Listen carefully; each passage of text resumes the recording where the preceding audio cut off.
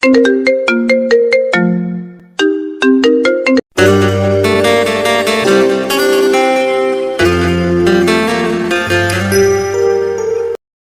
নতুন ভালোবাসার গল্প পেতে আমাদের চ্যানেলটি সাবস্ক্রাইব করে পাশে থাকা বেল আইকনে ক্লিক করুন। ধন্যবাদ। শাড়ির আড়ালের পেট আর কোমর দেখিয়ে লোভাতুরদের ইমপ্রেস করতে পারবে, আমাকে নয়, বুঝলে মিস বিভাবরী? কথাটা কানে যেতেই বিভাবরীর হাতে থাকা শাড়ির অংশটুকু টুপ করে পড়ে যায়। টলমল করা অবাক চোখ দুটো সামনের মানুষটাকে দেখছে।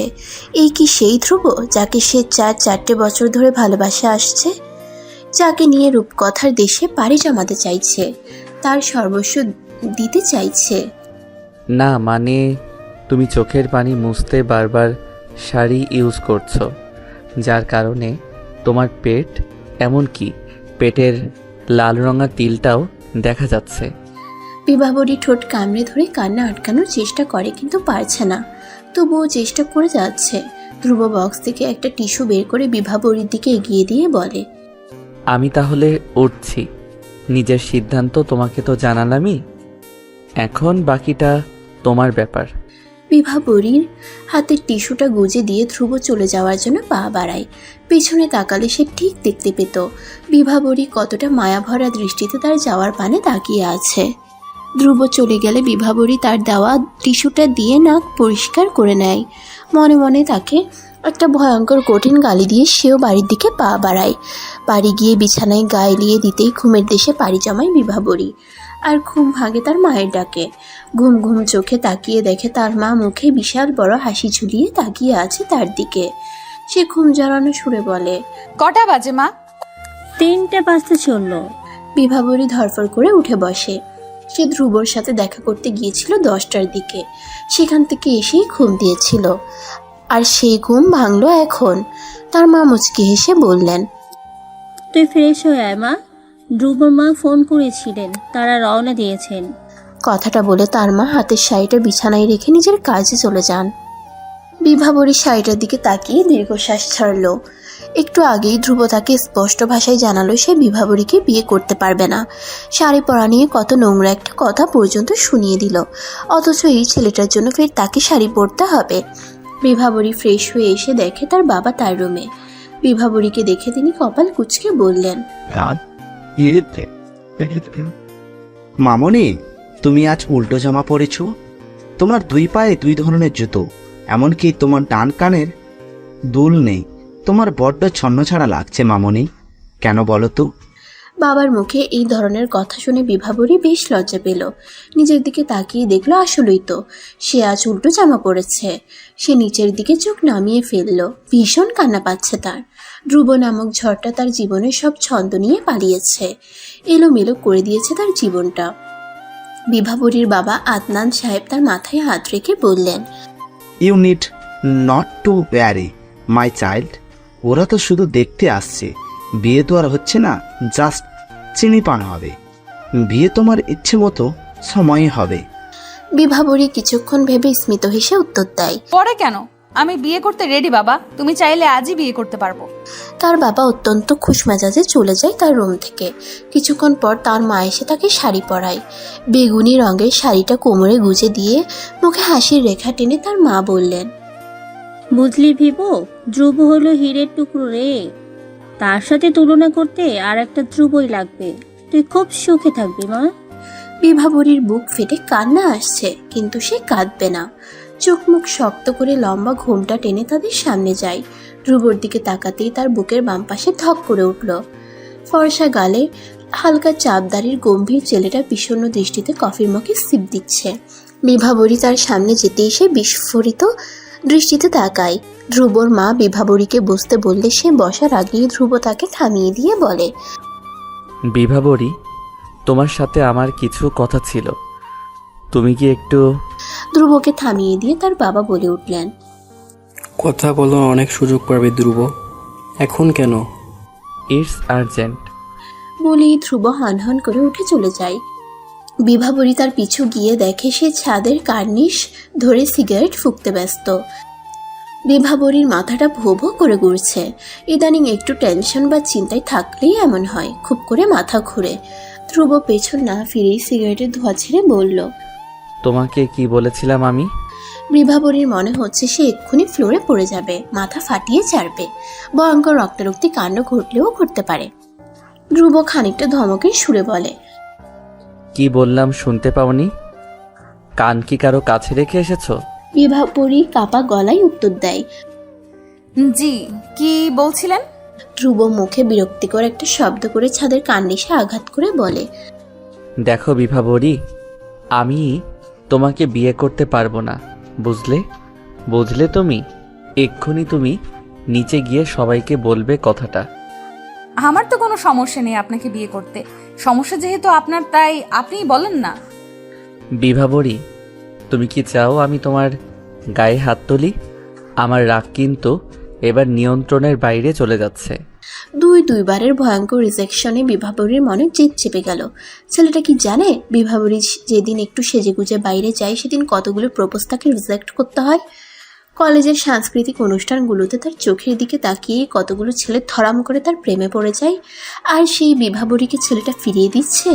হ্যাঁ, বিভাবরী দীর্ঘশ্বাস ছেড়ে চোখ বন্ধ করে শক্ত মুখে বলে দেয়, আপনি আমার সামনে থেকে যান তো, একদম সহ্য হচ্ছে না আপনাকে আমার। ধ্রুব শান্ত গলায় জবাব দেয়। সিগারেটটা শেষ করে নেই, তারপর যাব। ধ্রুব অত্যন্ত স্বাভাবিকভাবেই সিগারেট শেষ করলো। এতগুলো কথার মাঝে সে একবারও পেছন ফিরে বিভাবরীর দিকে তাকায়নি। শুধু যাওয়ার আগে নরম সুরে বলল, বিভাবরী, শুধু রূপ থাকলেই হয় না, পড়াশোনাও জানতে হয়। বিভাগী বাতাসে না উড়ে বাস্তবতা বোঝার চেষ্টা করো। বিভাবরী প্রত্যুত্তরে কিছুই বলেনি, নিজেকে শক্ত রেখে দাঁড়িয়েছিল। সেদিন ধ্রুব চলে গেলে বিভাবরী আর তার সাথে যোগাযোগ করার চেষ্টা করে না। ধ্রুবকে নিয়ে রূপকথার বাড়িতে পাড়ি জমায় না, তাকে ভুলার জন্য পড়াশোনায় মন দেয় সে। তার অনীহার দরুন বিয়ের কথাবার্তাও বন্ধ করে দেয় তার বাবা। তবে তাদের গল্প সেখানেই আটকে থাকেনি। ইন্টারমিডিয়েট পরীক্ষার পর দীর্ঘ ছুটিতে বিভাবরীর জন্মদিন চলে আসে। বন্ধুদের সাথে সময় কাটাতে রেস্টুরেন্টে ট্রিট দিতে গিয়ে সেখানেই ধ্রুবর দেখা মিলে। আগের মতোই বিষণ্ণ দৃষ্টিতে সে কফির মগে সিপ দিচ্ছে। কিছুই বদলায়নি তার। বিভাবরী দেখেও না দেখার মতো করে চলে যেতে চাইতেই পরিচিত ডাকে থমকে যায় সে। ছেলেটা তাকে এমনভাবে ডাকলেও সে গোটা দুনিয়া জলাঞ্জলি দিয়ে দিতে পারে। তার মুখে নিজের নাম শুনেই বিভাবরী নিজের নামকে ভালোবেসেছিল। ধ্রুব গম্ভীর গলায় ডাকলো, বিভাবরী, শুনতে পাচ্ছ তুমি? জি। হঠাৎ এখানে এলে যে? সবাইকে নাকি ট্রিটও দিচ্ছ, আমাকে দিবে না? আপনার বিল আমি দিয়ে দেব। কথাটা শুনে ধ্রুব বিভাবরীর সামনে দাঁড়ায়। তাকে দেখে মনে হলো সে রেগে আছে। বিভাবরী ধারণা সত্যি করে দিয়ে ধ্রুব ঝাঁঝালো কণ্ঠে বলে, তোমার কি আমাকে ছ্যাঁচড়া মনে হয়? না না, মানে আমি। বিভাবরীর কথা আটকে গেছে। অ্যাজ ইউজুয়াল তার মাথা ঘুরতে শুরু করলো। ধ্রুব তার হাতটা যে টেনে ধরেছে, সে কি করে ঠিক থাকবে। ধ্রুব তাকে টেনে নিয়ে চেয়ারে বসিয়ে নিজেই খাবার অর্ডার দেয়। বিভাবরী নিজের হাতের দিকে তাকিয়ে আছে। তার মনে হচ্ছে সে স্বপ্ন দেখছে। তার ধ্যান ভাঙে নিজের পায়ের উপর অন্য কারোর পায়ের অস্তিত্ব। ধ্রুব তার পায়ের উপর নিজের পা রেখে বসে আছে। ধ্রুবর দিকে তাকিয়ে দেখে সে খুব স্বাভাবিকভাবেই খাবার খাচ্ছে। বিভাবরী বুঝতে পারছে না ধ্রুব ইচ্ছে করে করছে নাকি ভুলবশত। বিভাবরী, খাচ্ছ না কেন তুমি? খাচ্ছি তো। ধ্রুব বেশ আয়েশ করেই তার খাবার শেষ করলো, কিন্তু বিভাবরীর ছুঁয়ে দেখার শক্তিও পায়নি। খাওয়া শেষে ধ্রুব বলল, তোমাকে কি গিফট দেই বলো তো? আমি তো আর জানতাম না তুমি আমাকে এভাবে ট্রিট দিবে। বিভাবরী ঠোঁটের কোণে হাসি এনে মনে মনে বলল, কিছু না, কিচ্ছু দিতে হবে না আপনাকে। আপনি মিষ্টি করে আমাকে একবার উইশ করেন তো, এতেই আমার চলবে। ধ্রুব টিস্যুতে হাত মুছে তার প্যান্টের পকেটে হাত দিতেই বিভাবরী চমকে উঠে দ্রুত বলল, প্লিজ প্লিজ, টাকা বের করবেন না, আমি নিতে পারবো না। আমি ততটাও নিচু মানসিকতার নই বিভাবরী। ধ্রুব পকেট থেকে সিগারেটের প্যাকেট বের করে বিভাবরীর দিকে বাড়িয়ে দেয়। তারপর লম্বা ঢিকুর তুলে বলে, নাও বিভাবরী, তোমার বার্থডে গিফট। বিভাবরী হতবুদ্ধি হয়ে তাকায় ধ্রুবর দিকে। ছেলেটা কি সত্যি সত্যি তাকে সিগারেট গিফট করছে? বিভাবরী কিছু বলতে যাবে তখনই একটা মেয়ে সেখানে উপস্থিত হয়। ধ্রুবর দিকে তাকিয়ে হেসে বলে, চলো ধ্রুব, যাও যাও, আই এম ডান। ধ্রুব প্রত্যুত্তরে মুচকি হেসে সিগারেটের প্যাকেটটা তার হাতে দিয়ে বলে, আসছি বিভাবরী, খুব ভালো ট্রিট করেছো, থ্যাঙ্কস ফর দ্যাট। ধ্রুব এক মুহূর্তও দেরি না করে মেয়েটির সাথে চলে যায়, আর বিভাবরী হা করে তাদের চলে যাওয়ার দিকে তাকিয়ে থাকে। না চাওয়া সত্ত্বেও গড় গড় করে চোখ দিয়ে পানি ঝরছে। ছেলেটা এত নিষ্ঠুর কেন? বিভাবরী সিগারেটের প্যাকেটটা মুচড়ে ধরে হেঁচকি তুলে ফেলেছে। বাবা, আমি ঢাকা গিয়ে পড়াশোনা করতে চাই, এখানে আমার পড়াশোনা হবে না। কথাটা বলেই বিভাবরী হু হু করে কেঁদে উঠল। তার বাবা আদনান সাহেব চিন্তিত মুখে মেয়ের দিকে তাকালেন। যে মেয়ে বাড়ি ছেড়ে দুদিনও কোথাও থাকার কথা চিন্তা করতে পারে না, তার আজ এত দূর গিয়ে পড়াশোনা করতে চাওয়ার কারণটা তিনি বুঝতে পারছেন না। বিভাবরী তার বাবাকে জড়িয়ে ধরে বলল, বাবা, আমার জন্মদিনের গিফট হিসেবে আমার এটাই চাওয়া, তুমি দিবে না? আদনান সাহেব কপাল কুঁচকে ফেললেন। প্রথমবারের মতো তার মেয়ে জন্মদিনে তার কাছে কিছু চেয়েছে, তিনি কি করে না করতে পারেন? তিনি শঙ্কিত গলায় মেয়েকে জিজ্ঞেস করলেন, আচ্ছা মামনি, তোমার এমনটা চাওয়ার কারণ কি? আমি পড়াশোনায় সিরিয়াস হতে চাই বাবা, আমি ওখানে ভালো কোনো ভার্সিটিতে পড়তে চাই। সেটা তো আমাদের চট্টগ্রামেও আছে মা। বাবা, তুমি কি চাও না আমি ভালোভাবে পড়াশোনা করি? অবশ্যই মামনি। তাহলে তুমি এই ব্যবস্থা করে দাও বাবা। বলতে বলতেই বিভাবরী হেঁচকি তুলে ফেলেছে। বিভাবরীর বাবা এক প্রকার বাধ্য হয়েই তার কথায় রাজি হলেন। অবশেষে প্রাণের শহর চট্টগ্রাম ছেড়ে বিভাবরী ঢাকায় চলে আসে। রেজাল্ট ভালো হওয়ায় ভার্সিটিতেও চান্স পায়, তবে সমস্যা হয় অন্য জায়গায়। তার বাবার এক বন্ধুর বাড়িতে সে থাকে। তার বাবার বন্ধু আসমাইন চৌধুরী একজন তুখোর রাজনীতিবিদ। তাদের বাড়ির সামনে 24 ঘন্টা দুজন লোক বন্দুক হাতে দাঁড়িয়ে থাকেন। বাড়ির কাজের লোকের মধ্যেও রাজনীতি ভাব। সবাই একটা নির্দিষ্ট গণ্ডির মধ্যে থেকে কাজ করে, রোবোটিক টাইপ। বিভাবরী সবার সাথে মানিয়ে নিতে পারলেও একজনের সাথে কিছুতেই মানিয়ে নেওয়া যাচ্ছে না। আসমাইন চৌধুরীর ছেলে রিশাদ চৌধুরী সারাক্ষণ কড়া পারফিউম গায়ে মেখে শার্ট বা গেঞ্জির কলার উঁচু করে রাখে, আর বাড়ির মধ্যেও চোখে কালো সানগ্লাস থাকবেই। প্রথম যেদিন সে এই বাড়িতে আসে সেদিন তার পরিচয় করিয়ে দিতে আসমাইন চৌধুরীর স্ত্রী নাজনীন তাকে ডেকে বললেন, রিশাদ শোন, ও হলো বিভা বড়ি, তোর ভার্সিটিতে চান্স পেয়েছে, আর এখান থেকে সে পড়াশোনা করবে, বুঝলি? রিশাদ নামের ছেলেটা বিভাবরীর আপাত মস্তক তাকিয়ে খুঁটিয়ে খুঁটিয়ে দেখল, তারপর ভুজোড়া কুচকে বলল, তোমার নাম বিভাবরী? হুম কে রেখেছে এই নাম? তোমার বাবা? হুম থ্যাংক গড। তোমার জন্মানোর সময় তোমার মাথায় এখানকার মতো চুল ছিল না। কেন? তাহলে দেখা যেত তোমার বাবা তোমার নাম কেশবতী রেখে দিত, কিংবা ডালিমের মতো গায়ের রং থাকলে ডালিম কুমারী রেখে দিত। বলেই সে হো হো করে হেসে উঠল। এরপর থেকে তার বিভাবরীর সাথে যখনই দেখা হচ্ছে তাকে থামিয়ে দিয়ে বলে, তোমার নাম যেন কি, ডালিম কুমারী নাকি বিভাবরী? এই লাইনটা বলেই অট্ট হাসিতে ফেটে পড়ে সে। বিভাবরী তখন ইচ্ছে হয় এক ঘুষিতে ছেলেটার নাক ফাটিয়ে দিতে, কিন্তু সে চোখ মুখ শক্ত করে নিজের ঘরের দিকে পা বাড়ায়। তখন রিশাদ ধূপধাপ পা ফেলে পেছনে এসে দাঁড়ায়, আর বিভাবরীর চুল টেনে ধরে বলে, কেশবতী, চলে যাচ্ছ যে? বলেই হ্যাচকা টান দেয়। তাল সামলাতে না পেরে সিঁড়ি থেকে পড়ে গিয়ে পা অবধি ভেঙে ফেলেছে বিভাবরী। সমস্যা শুধু রিশাদকে নিয়েই নয়, ধ্রুবকে নিয়েও হচ্ছে। বিভাবরী এই শহরে এসেছিল ধ্রুবকে বলতে, কিন্তু তা তো হচ্ছেই না, বরং উল্টোটা হচ্ছে। বিভাবরী ঘুমোতে পারছে না রাতে। চোখ লেগে আসলেই ধ্রুব তার সামনে কোথা থেকে এসে ঠাস করে বিভাবরীর গালে থাপ্পড় মেরে দিচ্ছে। কান টেনে ধরে বলছে, ফাজিল মেয়ে, ঢাকায় এসে পড়াশোনা করতে হবে কেন? বিদ্যাসাগর হবে নাকি?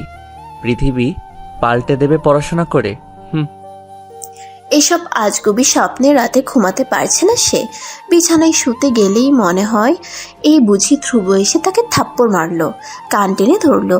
আর জেগে থাকলে মনে হয় রিশাদ বুঝি তার চুল টেনে ধরে বলছে, কেশবতী, তোমার চুলগুলো দেখলেই মনে হয় কেটে ফেলি। আচ্ছা, তোমার চুলে চুইংগাম লাগিয়ে দিলে তুমি কি আমাকে মারবা? অনেক মারবা নাকি একটু?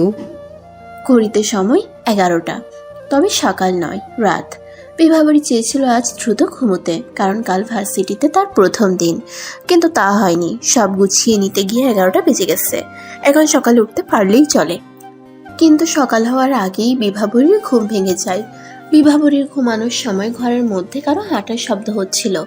প্রথমে সে ভেবেছিল হয়তো ঘরের বাইরে কেউ, কিন্তু না, ঘরের বাইরে না, ভেতরেই হচ্ছিল। শুধু শব্দই হলো না, কেউ তাকে ডাকলো।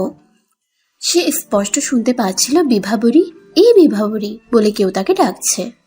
নিজের নাম শুনে বিভাবরী হুড়মুড় করে উঠে পড়ে। চোখ খুলে আবছা আলোতে দেখার চেষ্টা করে কে ঘরে, কিন্তু না, কাউকে দেখতে পায়নি। চোখ বন্ধ করে একটা লম্বা শ্বাস টেনে আবার শুয়ে পড়ে, কিন্তু চোখ বন্ধ করার সাথে সাথে আবার কেউ তাকে ডেকে ওঠে। বিভাবরী অনুভব করলো আসলেই কেউ তার রুমে আছে। কণ্ঠটা তার চেনা, এমনকি নিঃশ্বাসটার সাথেও তার পরিচয় আছে। কিন্তু আশ্চর্যের বিষয় হলো সে ধরতে পারছে না কে এটা। বিভাবরী রুমের আশেপাশে চোখ বুলালো। তার রুমের রাস্তার পাশে একটা জানালা আছে, যেখানে তার চোখ দুটো আটকে যায়, কারণ সে জানালার পাশে কারো অস্পষ্ট অবয়ব দেখেছে। বিভাবরী দ্রুত উঠে বসে কাঁপা কাঁপা গলায় বলে, কে আপনি? আমাকে ভয় দেখাচ্ছেন? আপনি কি ভেবেছেন আমি ভয় পাবো? কখনো না, আমি বিভাবরী, কাউকে ভয় পাই? অস্পষ্ট অবয়বটা তাকে থামিয়ে দিয়ে বলল। আমি ভয় পেতে বলেছি নাকি? আশ্চর্য। বিভাবরী বসন্তের বাতাসের মতো শান্ত গলার স্বর শুনেও কেঁপে উঠল। আর কিচ্ছু বলার সাহস পাচ্ছে না সে। এতক্ষণ চিনতে না পারলেও কণ্ঠ শুনে মানুষটাকে চিনতে একদমই কষ্ট হয়নি বিভাবরীর। এমনিতেই সারাক্ষণ তার কান এবং মস্তিষ্ক ধ্রুবর কথা ভেসে বেড়ায়, তাই অস্পষ্ট অবয়বে মানুষটা যে ধ্রুব এই বিষয়ে সে নিশ্চিত। তুমি তো জানো সিগারেট না খেয়ে শুলে আমার ঘুম হয় না, তারপরেও ওগুলো নিয়ে চলে এলে। তোমার বাবা তোমাকে সিগারেট কেনার টাকা দেয় না? বিভাবরী তার কথায় আটকে ওঠে। এতক্ষণ না দেখতে পেলেও এখন আবছা আলোতেও ধ্রুবর মুখখানা কেমন জলমল করছে। তেলতেলে মুখটাই দাড়ি মেখে, মনে হচ্ছে দীর্ঘদিন সাইজ করা হয়নি। বিভাবরী মিনমিন করে বলল, আপনার কি ধারণা আমি সিগারেট খাই? খাও না বুঝি? কথাটা শুনে বিভাবরী বিড়বিড় করে বলল, এখন খাই না তো কি হয়েছে? বিয়ের পর খাবো দুজনে মিলে, তখন দেখবো আপনি কি করে না ছাড়েন এটা। বুঝলে বিভাবরী, এই জিনিসটার মজাই আলাদা। একদিন ট্রাই করে দেখতে পারো কিন্তু। বিভাবরী অবাক দৃষ্টিতে তাকাই তার দিকে। ছেলেটা এত খামখেয়ালি কেন? ভালো লাগছে না তার এই খেয়ালিপনা। এভাবে তাকিয়ে আছো কেন বিভাবরী? এখনো চোখ সরাচ্ছ না যে? গেলে দেব কিন্তু। দিন না। আমি কিন্তু সিরিয়াসলি বলছি। আমিও। ধ্রুব সত্যি সত্যি বিভাবরীর দিকে এগিয়ে গেল, কিন্তু বিভাবরীর ভাবলেশ হলো না। সে পূর্বর মতোই তাকিয়ে আছে। ধ্রুব তার সামনে এসে তার দিকে কিছুটা ঝুঁকে মুখের উপর ফু দিয়ে কপালে ছড়িয়ে থাকা চুলগুলো সরিয়ে দেয়। ধ্রুব কাছে আসতেই সে একটা গন্ধ পায়, সিগারেটের গন্ধ। কিন্তু গন্ধটা কেমন অপরিচিত মনে হচ্ছে।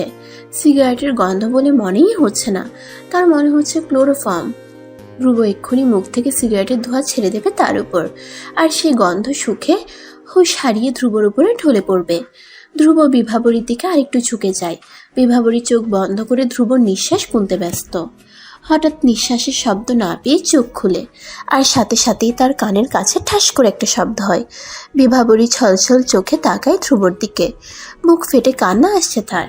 ইচ্ছে করেছে চিৎকার করে কাঁদতে, এত জোরে চিৎকার করতে যেন ধ্রুবর কানের পর্দা ভেদ করে মস্তিষ্কের ভেতর সব ছুটতে থাকে। এত জোরে থাপ্পড় খাওয়ার দরুন বিভাবরীর ঘুম ভেঙে যায়। কি ভয়ানক রকমের স্বপ্ন সে দেখল। গালে হাত দিয়ে দেখে এখনো গরম হয়ে আছে, কপাল বেয়ে ঘাম ঝরছে, গলা শুকিয়ে গেছে, পুরনো অসুখটাও জেগে উঠেছে, অর্থাৎ মাথা ঘুরছে। বিভাবরী অ্যাডজাস্ট টেবিল থেকে পানির গ্লাস হাতে নেয়, কিন্তু আশ্চর্যের বিষয় গ্লাসে পানি নেই। সে প্রতিদিনই পানি আনিয়ে রাখে, আজই কেন আনলো না? এখন পানি খাওয়ার খুব দরকার তার, অথচ বিছানা থেকে উঠতে পারছে না। মনে হচ্ছে সে নড়তে গেলেই ধ্রুবর সাথে ধাক্কা খাবে। ধ্রুব বুঝে এখনো তার দিকে ঝুঁকে আছে, ধাক্কা লাগলেই ঠাস করিয়ে একটা থাপ্পড় লাগিয়ে দেবে। এই ভয়ে সে নড়তেও পারছে না। বিভাবরী নিজেকে আজ বড্ড এলোমেলো লাগছে, মাথাটা খুব করে ঝিমঝিম করছে। দু হাত দিয়ে চেপে ধরে মাথাটা নিজের মনের সাথে যুদ্ধ করে বিছানা ছেড়ে উঠে পড়ে, নিচে যায় পানি খাওয়ার জন্য। কিন্তু পানির জাগ হাতে নিতেই পেছন থেকে কারো আওয়াজ শুনতে পাই সে। আওয়াজটা তার পরিচিত, আওয়াজটা ঋষাদের। ঋষাদ ঘুম জড়ানো কণ্ঠে বলে, বুয়া, এই গ্লাসে পানি দাও তো। বিভাবরীর ইচ্ছে করছে পানিটুকু তার মাথায় ঢেলে দিতে। বিভাবরীকে দেখে কি তার বুয়া মনে হয়? একজন ভার্সিটি পড়ুয়া মেয়েকে সে বুয়া বলছে, কি বিচ্ছিরি ব্যাপার। বিভাবরী মনে মনে প্রতিজ্ঞা করল, একদিন সুযোগ পেলে সে ঋষাদকে তাদের বাড়ির পাশে ডোবায় ধাক্কা দিয়ে ফেলে দেবে। তারপর ইন্ডিয়ান সিরিয়ালের শাশুড়িদের মতো চোখ লাল করে বলবে, নে এবার পানি খা। কিন্তু মনে মনে রাগটা চেপে গেল। ঘুমের ঘোর ভেবে তাকে এক গ্লাস পানিও দিল। ঋষাদ ঢক ঢক করে পানিটুকু খেয়ে তার দিকে গ্লাস এগিয়ে দেয়। ঢুলু ঢুলু ভাবে বিভাবরীর সামনে আসে, গ্লাসটা হাতে না দিয়ে টেবিলে রাখে। তারপর বিভাবরীর ওড়না দিয়ে মুখ মুছে আবার ঢুলতে ঢুলতে চলে যায়। বিভাবরী হতভম্ব হয়ে সেদিকে তাকিয়ে আছে। একটা ছেলে তার কাছে পানি চাইলো, তাকে পানি দেওয়া হলে সে পানিটা খেলো। শুধু খেলোই না, তার ওড়নাটাকে টিস্যু হিসেবে ব্যবহার অবধি করলো, অথচ তাকে চিনতে পারলো না। আশ্চর্য! বিভাবরী ভেবেছিল বাকি রাতটুকু তার ঘুম হবে না, কিন্তু তার ঘুম হয়েছে এবং খুব ভালো ঘুম হয়েছে। এ বাড়িতে সে প্রথমবারের মতো এত ভালো ঘুমিয়েছে। সকালে ফুরফুরে মেজাজে ভার্সিটিতে যাওয়ার জন্য রেডি হয়। চোখে লম্বা করে কাজল টানে, মুঠ ভর্তি চুড়ি না পরলেও হাতে ডিজাইনার ঘড়ি লাগায়। আয়নায় নিজেকে দেখে ভাবলো ধ্রুব এখন তাকে দেখলে কি নাম দিত, রূপকুমারী? কিন্তু ধ্রুব তাকে কখনোই কোনো নাম দেয় না, সে তার নাম খুব সুন্দর করে উচ্চারণ করে। ধ্রুবর মুখে বিভাবরীর নাম শুনলে যে কেউ তার নামের প্রেমে পড়ে যাবে। তাকে নাম দেয় ঋষাদ। তার মন ধ্রুবকে নিয়ে ভাবলেও মস্তিষ্ক অন্য কারো কথা চিন্তা করছে। বিষয়টা বিভাবরী খেয়াল করেছে, কিন্তু বিভাবরী পাত্তা দিতে না চাইলেও তার মস্তিষ্ক আর মনস্থির হচ্ছে না, যার দরুন একটা ভয়ঙ্কর ঘটনা ঘটে গেছে। বিভাবরী আনমনে সিঁড়ি ভেঙে নিচে নামছিল, তখন সে কারোর সাথে ধাক্কা খায়। ধাক্কা খাওয়ার মানুষটা হলো ঋষাদ। ঋষাদ বিভাবরীকে দেখে নাক সিটকে বলল, এভাবে সেজেগুজে ভার্সিটি যাচ্ছ বুয়া? বিভাবরী ঋষাদের সম্বোধন শুনে হা হয়ে গেছে। তার মানে কি ছেলেটা তাকে ইচ্ছে করেই বুয়া ডাকছে? এভাবে হাঁ করে তাকিয়ে আছো কেন? গিলে ফেলবে আমাকে? হজম করতে পারবে তো? মানুষের পেটে কিন্তু চুল হজম হয় না। দেখো তোমার মাথায় কিন্তু শত চুল। আপনি আমায় এভাবে অপমান করতে পারলেন? তোমাকে আমি কাল রাতেও বুয়া বলেছি, তখন তো তুমি অ্যাকসেপ্ট করে নিলে। তাই বুয়া বলা নিয়ে আশা করছি কোনো সমস্যা নেই। আর কি কিছু বলছি আমি? বিভাবরী দাঁত চেপে বলল, আপনি যে একজন জঘন্য লোক তা জানেন? জানি। আপনাকে আমার সহ্য হচ্ছে না একদম। আশ্চর্য, তুমি এভাবে রিয়েক্ট করছো কেন? আপনি জানেন না? না, প্রথম যখন তোমাকে বুয়া বললাম তখন আমি না জেনেই বলেছিলাম, কিন্তু তুমি দেখি সত্যি সত্যি। আবার তোমার ওড়নায় পানি মুছলাম, তখনও কিছু বললে না। আর এমনিতেও বিভাবরী নামটা খুব বড়, তুমি আধুনিক বিশ্বের অত্যাধুনিক মেয়ে। তোমার নাম হবে জেনি, মিমি, ইলা, এই টাইপের। সহজেই যেগুলো উচ্চারণ করা যায় তা না। বিভাবরী বাকি কথাটুকু না শুনেই হনহন করে চলে যায়। এখানে থাকলে ভয়াবহ রকমের কিছু হয়ে যেত।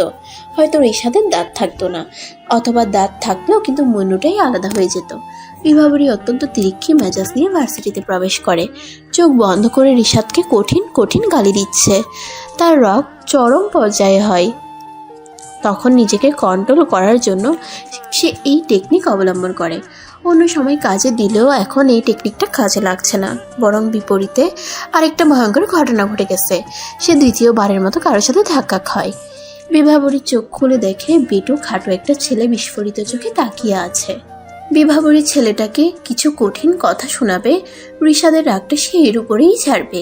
বিভাবরী একটা ভয়ঙ্কর কথা বলতে যাবে, তখনই ছেলেটা বলে ওঠে, আছে। বিভাবরী কঠিন গালিটা না দিয়ে অবাক হয়ে জিজ্ঞেস করে, আছে মানে কি আছে? মা আছে কিন্তু বোন নেই। মানে হলো এখনই তো বলতেছেন বাড়িতে মা বোন নেই, সুন্দরী মেয়ে দেখলেই ধাক্কা দিতে ইচ্ছা করে। তার আগে থেকেই বললাম আমার বাড়িতে মা আছে, বোন না থাকলেও। ছেলেটার কথায় বিভাবরী থ বনে যায়। বলে কি?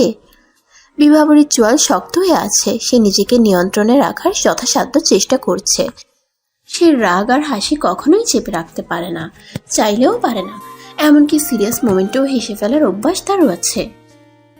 কলেজে পড়ার সময় একবার ক্লাসে ইংলিশ টিচার রেগে বললেন, আজ থেকে আমি তোমাদের ক্লাস নেব না। বলেই তিনি বেরিয়ে গেলেন। ছাত্রছাত্রীরা ভয়ে কুপোকাত, কারণ ইংলিশ টিচার ছিলেন প্রিন্সিপালের ছেলে। তার উপর ভীষণ বদরাগী। অল্প বয়সে ক্ষমতা পেলে যা হয়। পরদিন যখন তিনি ক্লাসে ঢুকান সবাই চুপচাপ। হুট করে বিভাবরী হো হো করে হেসে ফেলল। ব্যাস, পরদিন তার বাবার কাছে নালিশ চায়। কিন্তু এখন বিভাবরী কিছুতেই হাসবে না। হেসে ইমেজ খারাপ করার কোনো ইচ্ছে তার নেই, কিন্তু না চাওয়া সত্ত্বেও সে ফিক করেই হেসে ফেলল। ছেলেটা হয়তো তার হাসি মেনে নিতে পারেনি। সে কেমন হতভম্ব হয়ে তাকিয়ে আছে। বিভাবরীর হাসি কিছুতেই থামছে না। ছেলেটা থমথমে গলায় বলল, হাসছো কেন? আমি হাসির কি বলছি? Sorry extremely sorry. ছেলেটা কপাল কুঁচকে তাকায় বিভাবরীর দিকে। কিছুক্ষণ পর বিড়বিড় করতে করতে চলে যায়। সকাল সকাল মেজাজ খারাপ থাকলেও বাকি সময়টুকু ভালোই কাটলো তার। বাড়ি ফিরে ফ্রেশ হয়ে একটা লম্বা চওড়া ঘুম দেয়। ঘুম থেকে উঠে বিকেলে ছাদে বসে গল্প করে রুষার সাথে। তাদের বাড়িতে রুষাই একমাত্র মেয়ে যে একটু স্বাভাবিক। রুষা আসমাইন চৌধুরীর বড় মেয়ে, মাস্টার্স পড়ছে। মেয়েটাকে বিভাবরীর ভালো লাগে। ভালো লাগার একটা কারণ হলো সে সরল স্বভাবের মেয়ে, কোনো কথা লুকিয়ে রাখতে পারে না। তার সাথে বিভাবরীর পরিচয় কয়েকদিনের, অথচ সে হড়বড় করে সব বলে দেয়। একান্ত ব্যক্তিগত কথাগুলোও বলে ফেলে। তার মন খারাপ দেখে বিভাবরী জিজ্ঞেস করে, কি হয়েছে রুষা আপু, মন খারাপ? মেয়েটা গাল ফুলিয়ে মাথা নাড়িয়ে উত্তর দেয়, কেন মন খারাপ কেন? জানো, ও আজ ফোন করে বলল, রুশো একটা চুমো দাও তো। তুমি দাওনি? সেজন্যই তো রাগ করেছে। আমি কি করে দেই বলো তো? আমার বুঝি লজ্জা করে না? ও তো বুঝিই না, রেগে মেগে ফোন অফ করে দিয়েছে। বলেছে আমার সাথে তার নাকি কোনো কথাই নেই। একেবারে বিয়ের দিন বাসর রাতে আমার খবর করেছে একবার। কথাগুলো রুষার আটকে আটকে গেছে। রুষা যখন খুব খুশি থাকে তখন তার কথা জড়িয়ে যায়। বিভাবরী লক্ষ্য করছে রুষা গাল ফুলিয়ে কথা বলছে, অথচ তার চোখ খুশিতে চকচক করছে। রুষা চলে গেলে বিভাবরী নিজের ওর স্বপ্নে ডুবে যায়। ধ্রুবর সাথে প্রথম দেখা হয়েছিল বিভাবরীর বড় ভাই বিভানের বিয়েতে। বিভাবরী তখন সবে ক্লাস 9-এ ওঠে। সেদিন সে একটা হলুদ শাড়িতে সেজেছিল, কিন্তু প্রথমবার শাড়ি পরার কারণে ঠিকমতো সামলাতে পারেনি। কুচি হালকা হয়ে খুলে খুলে যাচ্ছে, আঁচলের পিন খুলে গেছে। এদিকে বাড়ি ভর্তি মেহমান। যদি সবার সামনে শাড়ি খুলে যায় তাহলে ভয়ঙ্কর ঘটনা ঘটবে। বিভাবরী শাড়ি আটকে ধরে সিঁড়িঘরে যায়, কারণ সব রুমেই কোনো না কোনো অতিথি আছেই। বিভাবরী স্বস্তির নিঃশ্বাস ফেলে শাড়ির আঁচল খুলে ফেলে। কুচি ছাড়তেই হড়হড় করে সেগুলো মাটিতে গড়াগড়ি খায়। বিভাবরী নতুন করে কুচি তোলার চেষ্টা করে, বারবার চেষ্টা করেও আগের মতো তুলতে পারছে না। তখনই পেছন থেকে কেউ তাকে বলে ওঠে, আমি হেল্প করব?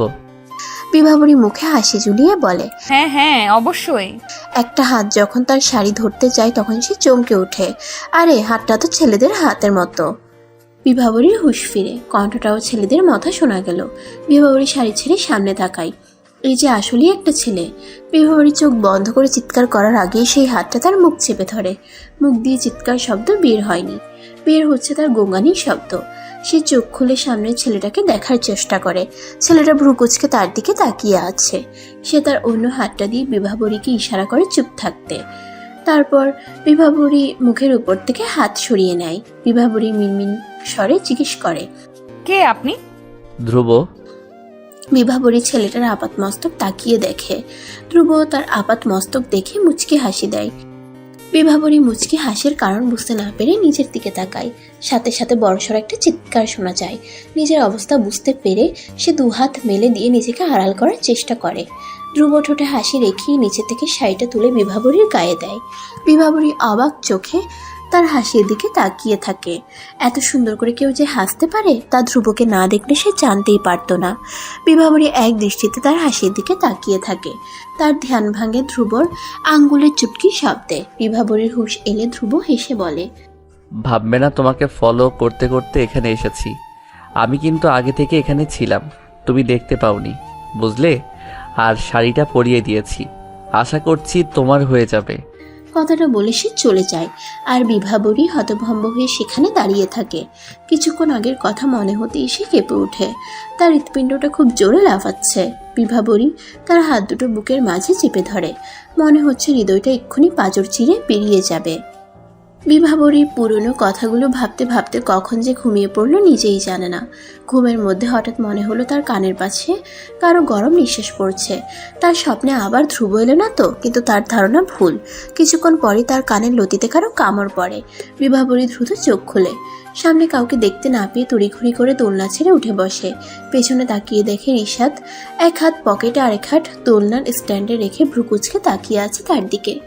বিভাবরী রেগে মেগে বলে, আপনি এমন অসভ্যের মতো আচরণ করছেন কেন? তুমি এমন বেহায়ার মতো আচরণ করছো কেন? বিভাবরী দাঁত চেপে বলে, আমি বেহায়ের মতো আচরণ করি? অবশ্যই, ভার্সিটিতে যেতে না যেতেই ছেলেদের সাথে ফুর্তি করা শুরু করে দিয়েছে, তো বেহায়া বলবো না? আপনার সাথে কথা বলতেও আমার রুচিতে বাড়ছে। কতটা নিম্ন শ্রেণীর মানুষ আপনি। কথাটা বলে বিভাবরী হনহন করে চলে যেতে চাইলে রিশাদ পথ আটকায়।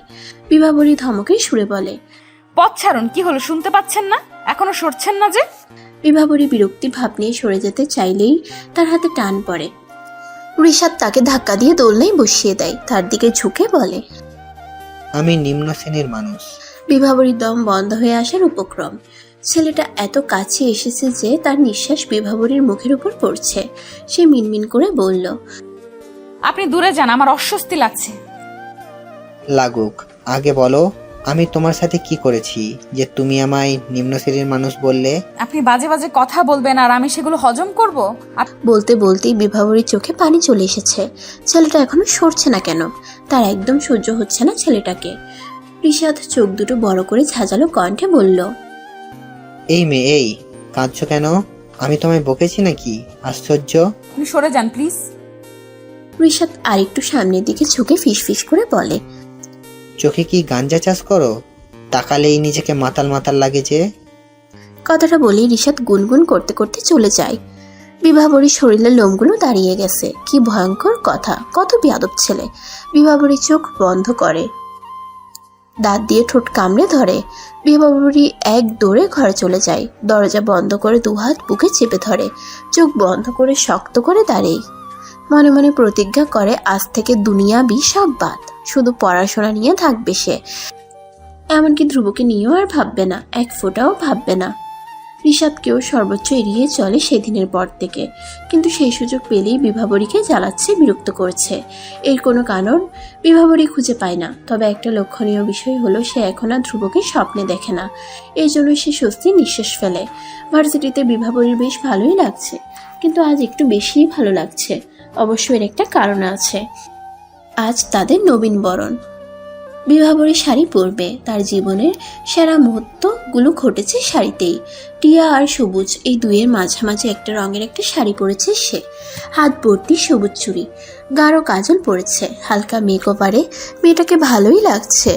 ভার্সিটি যাওয়ার আগে নাজনীন সুলতানা তাকে থামিয়ে দিয়ে বললেন, ও মা, আকাশ থেকে পরি নামলো নাকি? পরীরা শাড়ি পরে আগে জানতাম না তো। বিভাবরী লজ্জিত ভঙ্গিতে হেসে ফেলে। কেউ তার প্রশংসা করলে সে এত লজ্জা পায় যে প্রশংসাকারীর দিকে তাকানোও লজ্জাজনক হয়ে পড়ে। আজ নাজনীনকে একদম রোবটিক মনে হচ্ছে না, তাই বিভাবরী একটু বেশি লজ্জা পাচ্ছে। অত্যন্ত খোশ মেজাজে সে ভার্সিটিতে প্রবেশ করে। মনটা তার আজ খুব ভালো, কিন্তু এই ভালোটাই বেশিক্ষণ টিকে থাকেনি। উপরে যাওয়ার সময় সামনে রিশাদকে দেখে থমকে যায় সে। তাকে দেখেও না দেখার মতো করে চলে যাওয়ার জন্য পা বাড়াতেই রিশাদ বলে ওঠে, আরে এটা বিভাবরীর নাকি? আজ তো তোমাকে একদম চেনাই যাচ্ছে না। সবুজ শাড়িতে সবুজ ব্যাঙের মতোই লাগছে তোমায়। আজ থেকে তোমার নাম ব্যাঙ্গাবরী, বুঝলে ব্যাঙ্গাবরী? রিশাদের কথা শুনে বিভাবরীর রাগ সপ্তম আকাশে উঠে বসে আছে। রিশাদের সাথে থাকা ছেলে দুটো মিটমিট করে হাসছে। তার ইচ্ছে করছে রিশাদকে কোনো ম্যাজিশিয়ানের কাছে নিয়ে যেতে, যেন তাকে ম্যাজিশিয়ান ব্যাঙ বানিয়ে দেয়। তাহলে সে রিশাদকে বুঝাতে পারত ব্যাঙ আসলে কি। তার ইচ্ছে করছে রিশাদকে ভয়ঙ্কর কিছু কথা শুনিয়ে দিতে, কিন্তু সে শোনাবে না, কোনো কথাই বলবে না সে এই ছেলের সাথে। বিভাবরী কোনো উত্তর না দিয়ে চলে আসে সেখান থেকে। মনে মনে তাকে অভিশাপ দিয়ে আসছে রিশাদ যেন ব্যাঙ হয়ে যায়, আর কিছু ভয়াবহ গালি। বিভাবরী সিঁড়ি দিয়ে উপরে ওঠার সময় তার খোলা চুলে টান পড়ে। বিভাবরী জানে টান পড়ার কারণটা কি। সে চোখ বন্ধ করে লম্বা শ্বাস নেয়। সে একটা কাজ করতে যাচ্ছে এখন, ভয়ঙ্কর একটা কাজ। বিভাবরী হাত শক্ত করে মুঠ করে ফেলে। রিশাদের নাক বরাবর একটা খুশি দিতে চাইছে সে, যেন নাকটা মুখের সাথে মিশে যায়। হা করে যেন তাকে নিঃশ্বাস নিতে হয়, কিন্তু পেছনে ফিরে খুশি দেওয়ার আগেই রিশাদ খপ করে তার হাতটা ধরে দেয়ালের সাথে আটকে দেয়। বিভাবরীর এমন ঘটনায় পুরোপুরি চুপসে যায়। ছেলেটা কি জানতো সে এরকম কিছু একটা করবে? রিশাদ গম্ভীর গলায় বলে, তুমি আমাকে মনে মনে ফাজিল বলে গালি দাও। তুমি ফাজিলের মানে জানো তো? বিভাবরী থমথমে গলায় জবাব দেয়, আমি ফাজিল বলে গালি দেই আপনাকে? আমি শুনতে পাই। শোনো, আমি ফাজিল নই। ফাজিল মানে জ্ঞানী, ভালো, পণ্ডিত। কিন্তু আমি অভদ্র, ভীষণ অভদ্র। তুমি ধীরে ধীরে তা বুঝতে পারবে। কথাটা শেষ করে রিশাদ বিভাবরীর আরেকটু সামনে যায়, হাতটা শক্ত করে দেয়ালের সাথে চেপে ধরে বলে, অ্যাটিটিউড দেখাও, আমার সামনে দেখাবে না, বুঝলে? তোমার ভাব আমি ফুঁদে উড়িয়ে দিব। ফুহ। বিভাবরীর দম বন্ধ হয়ে আসছে, শরীর কেমন যেন ঝিমঝিম করছে, মাথাটাও হালকা তুলছে। কথা বলছো না কেন? ঠিক আছে, বলতে হবে না। রিশাদ হাতটা ছেড়ে দিলেই বিভাবরী জোরে জোরে দম ফেলে। অগ্নি চোখে রিশাদের দিকে তাকিয়ে বলে, আপনার মতো অসভ্য ছেলে আমি জীবনে দেখিনি। কথাটা বলে সে এক মুহূর্ত অপেক্ষা করেনি, হনহন করে চলে যায়। একবারের জন্য পেছনে তাকায়নি। তাকালেই দেখতে পেত লাল চোখের ছেলেটা কেমন হাত মুঠো করে দাঁড়িয়ে আছে। বিভাবরী মনে মনে অজস্র গালি দিতে দিতে ওয়াশরুমের দিকে যায়। চোখে মুখে পানি দেওয়া দরকার। এখনো কেমন অস্বস্তি অস্বস্তি ভাব হচ্ছে তার।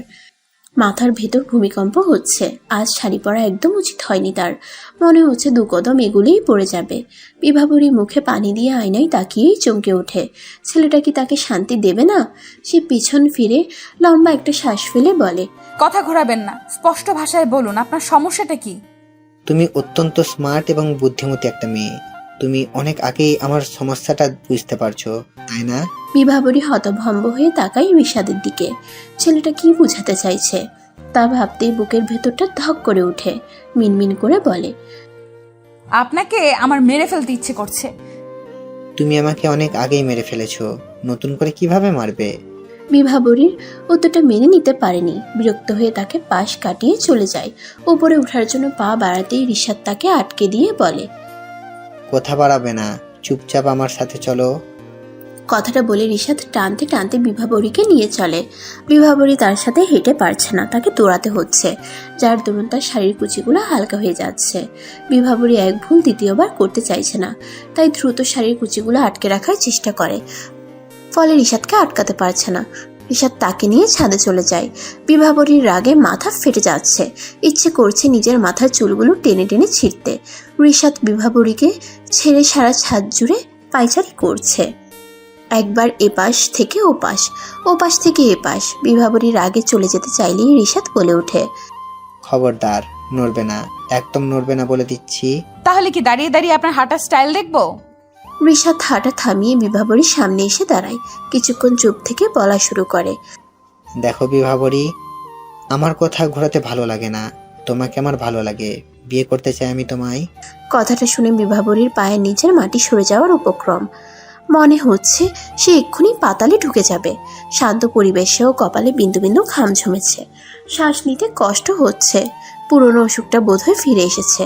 বিভাবরী শুকনো গলায় জবাব দেয়, আমি বাড়ি যাব। রিশাদ ধমকানো সুরে বলে, তোমার কি মনে হয় এখানে ভূত আছে? ভূত এসে তোমার ঘাড় মটকে দিয়ে যাবে? নাকি তুমি আমায় রিজেক্ট করলে আমি তোমাকে ছাদ থেকে ফেলে দিব? বিভাবরী হতভম্ব হয়ে বলে, মানে আমি এসব কখন বললাম? তাহলে বাড়ি যাব করছো কেন? বিভাবরী দীর্ঘশ্বাস ফেলে। এত দ্রুত মানুষের রূপ কিভাবে পাল্টাতে পারে? একটু আগেও কথা বলার সময় ছেলেটা আবেগের সমুদ্রে ডুবে যাচ্ছিল, আর এখন ঝালমরিচের মতো লাল হয়ে যাচ্ছে। আশ্চর্য। শোনো বিভাবরী, ন্যাকামো আমার পছন্দ নয়। আশা করি এখন তুমি বলবে না আমাকে তোমার সহ্য হয় না। আমাকে তুমি বিয়ে করবে না? আমি আপনাকে কেন? কাউকেই বিয়ে করব না। রিশাদ প্রকুচকে জিজ্ঞেস করে, চিরকুমারী থাকার প্ল্যান করছো নাকি বিয়ে না করেই লিভ টুগেদার করার ইচ্ছা? অবশ্য আমার এতে প্রবলেম নেই। ছি, আপনি সরুন তো সামনে থেকে। বিভাবরী রিশাদকে ধাক্কা দিয়ে সরিয়ে দেয়। ছাদ থেকে নামার সময় শুনতে পাই রিশাদ বলছে, আমার থেকে পালাতে পারবে না কেশবতী, দিন শেষে আমারই হবে তুমি। বিভাবরী ভার্সিটি থেকে ফিরেই শুনতে পাই আজ রুষাকে দেখতে আসছে। সে রুমে যেতেই রুষা এসে তাকে বলে, বিভু, জানো তো আজ কি হয়েছে? আমার যে কি লজ্জা লাগছে না। সেটা তোমার কথা শুনেই বোঝা যাচ্ছে। আচ্ছা ভাইয়া কি জানে তুমি যে খুশিতে কথা বলতে পারো না? রুষা লাজুক সুরে জবাব দেয়, এর জন্য ও মাঝে মধ্যে আমাকে কপি করে, আমাকে রাগিয়ে দেওয়ার জন্য। শোনো বিভু, তুমি কিন্তু আজ আমায় সাজিয়ে দেবে। ভাবছি শাড়ি পরবো, ভালো হবে না? বিভু শোনো, তোমাকে একটা সিক্রেট কথা বলি। আমার না খুব হাসি পাচ্ছে, যতটা না লজ্জা লাগছে তার চেয়ে বেশি হাসি পাচ্ছে। মনে হচ্ছে ওর পরিবারের সামনেও আমি হেসে ফেলবো। আচ্ছা, ওরা আমায় নিয়ে কি ভাববে বলো তো? বলবে মেয়ের বিয়ের আনন্দে খুশি ধরেই না, তাই না? বিভাবরীর বুকের ভেতর ফাঁকা ফাঁকা লাগছে, তীব্র যন্ত্রণা হচ্ছে সেখানে। বিভাবরী দ্রুত এই বিষয়টা মাথা থেকে ছেড়ে ফেলতে চাইছে, কিন্তু অক্টোপাসের মতো স্মৃতিগুলো চিপকে আছে মনে। ঋষাদের ব্যাপারটাও মনে গেঁথে আছে। এমন অসহ্যকর অনুভূতি বয়ে বেড়ানোর ক্ষমতা তার নেই। বিভাবরী জটিলতা পছন্দ করে না, অথচ তার জীবন কুটিলতার অন্ধকারে ছেয়ে যাচ্ছে। জীবনের প্রতিও তার ব্যাপক মায়া। এমন বিস্ময়কর পৃথিবী ছেড়ে যাওয়ার ক্ষমতাও তার নেই। বিভাবরী দীর্ঘশ্বাস ছেড়ে ফ্রেশ হয়ে রুষাকে শাড়ি পরিয়ে দেয়। মেয়েটাকে আজ বড্ড সুন্দর লাগছে।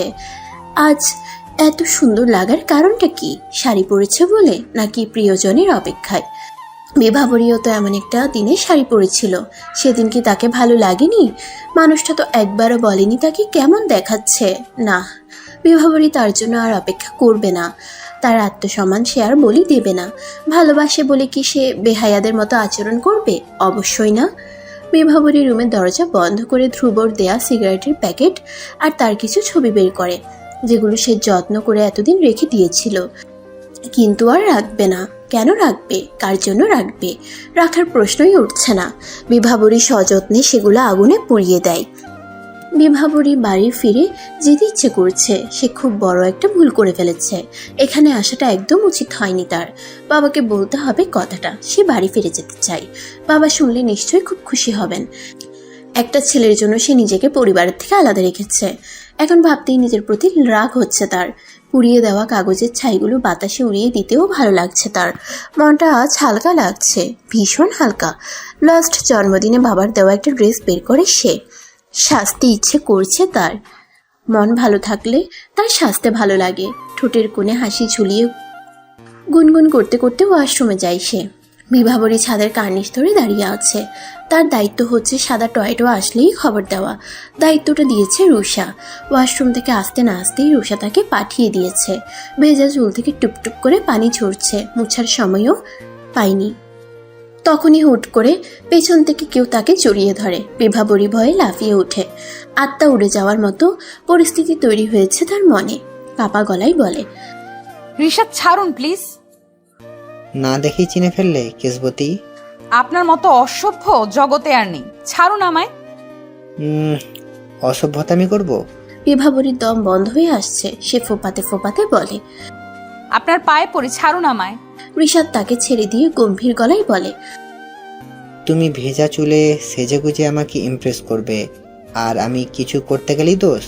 বিভাবরী দাঁত চেপে বলে, আপনি জানেন পৃথিবীর দ্বিতীয় কঠিনতম মানুষ? প্রথম জানটাকে? বিভাবরী আমতা আমতা করে বলে, সেটা জেনে আপনি কি করবেন? ঋষাদ প্রত্যুত্তরে কিছু বলেনি, শুধু তীক্ষ্ণ দৃষ্টি নিক্ষেপ করে।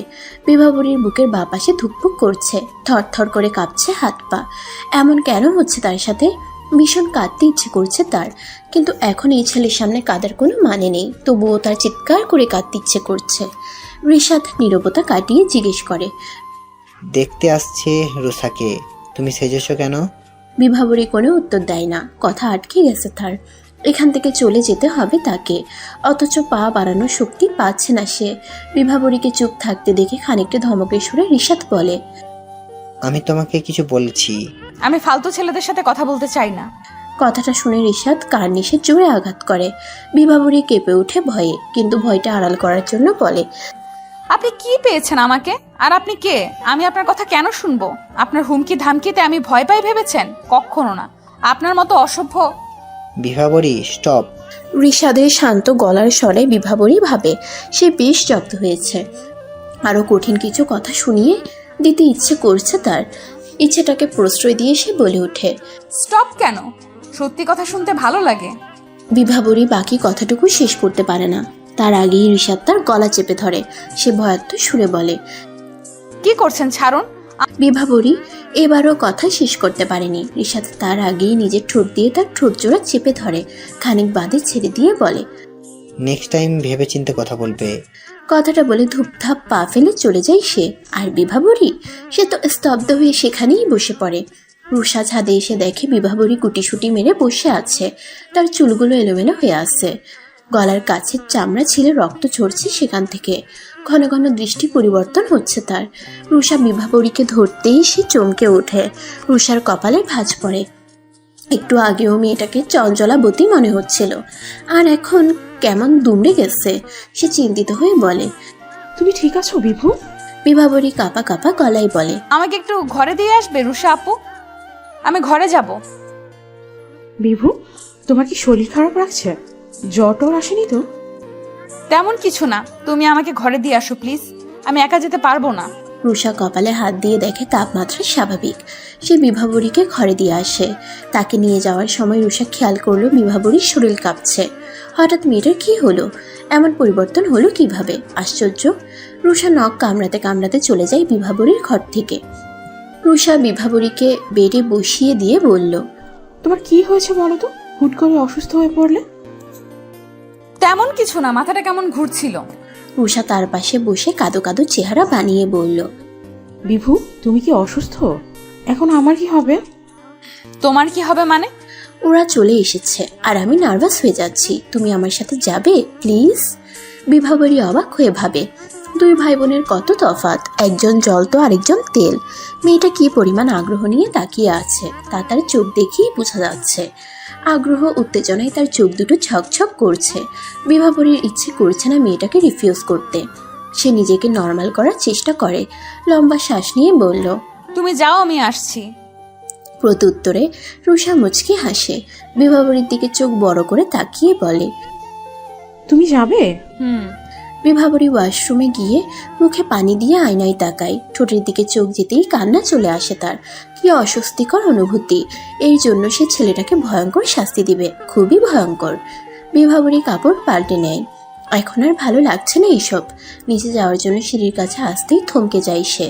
এতদিন পর গম্ভীর চেহারার ছেলেটাকে দেখে বুকের ভেতর ধক করে ওঠে। ছেলেটা কি আগের মতোই আছে? মনে হচ্ছে না। সে আগের থেকেও ফর্সা হয়েছে। চশমার আড়ালেও চোখ দুটো স্পষ্ট হয়েছে। রুষার ও কি তাহলে ধ্রুব? ধ্রুবর বাবা মা আসেনি কেন? তারা কি ধ্রুবর উপর রাগ করে আছেন? বিভাবরী উল্টো দিকে পা বাড়ায়। আবার ছেলেটার সামনে গিয়ে দাঁড়ানোর ক্ষমতা তার নেই। বিভাবরী ভার্সিটি যাচ্ছে না দুদিন ধরে। নিজেকে সময় দেওয়া প্রয়োজন তার। অন্য কারোর জন্য আর ভাববে না সে। গোল্লায় যাক দুনিয়া, সে আর পেছন ফিরে তাকাবে না। ঋষাদকেও একটা চরম শিক্ষা দেওয়া প্রয়োজন। তার জন্য একটা সুবর্ণ সুযোগের দরকার। বাড়ি ফেরার আগেই করতে হবে যা করার। বাবার সাথে তার কথা হয়েছে, তিনি খুব দ্রুত এখান থেকে তাকে নিয়ে যাবার ব্যবস্থা করছেন। পাক্কা দুদিন পর ভার্সিটি যাবার জন্য সে বের হয়।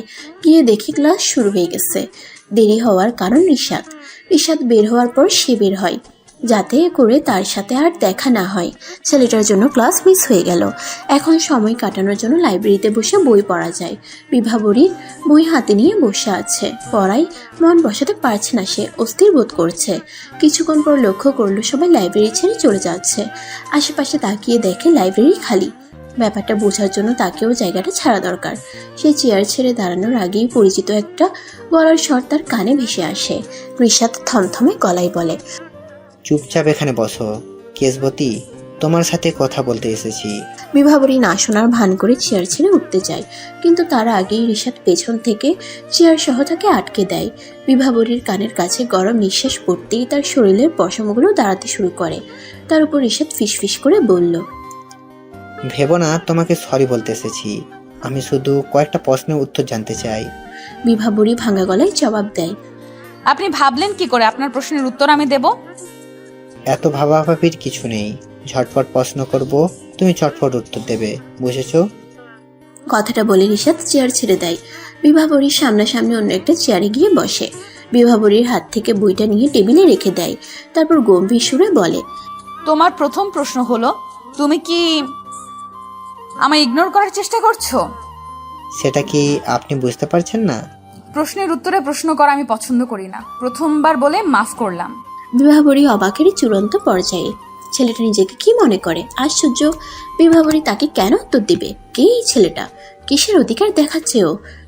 শোনো বিভাবরী, এখন বলো না যে তুমি আমার প্রশ্নের উত্তর দিতে বাধ্য নও। তুমি জানো তুমি কেন আমাকে উত্তর দিতে বাধ্য, তাই না?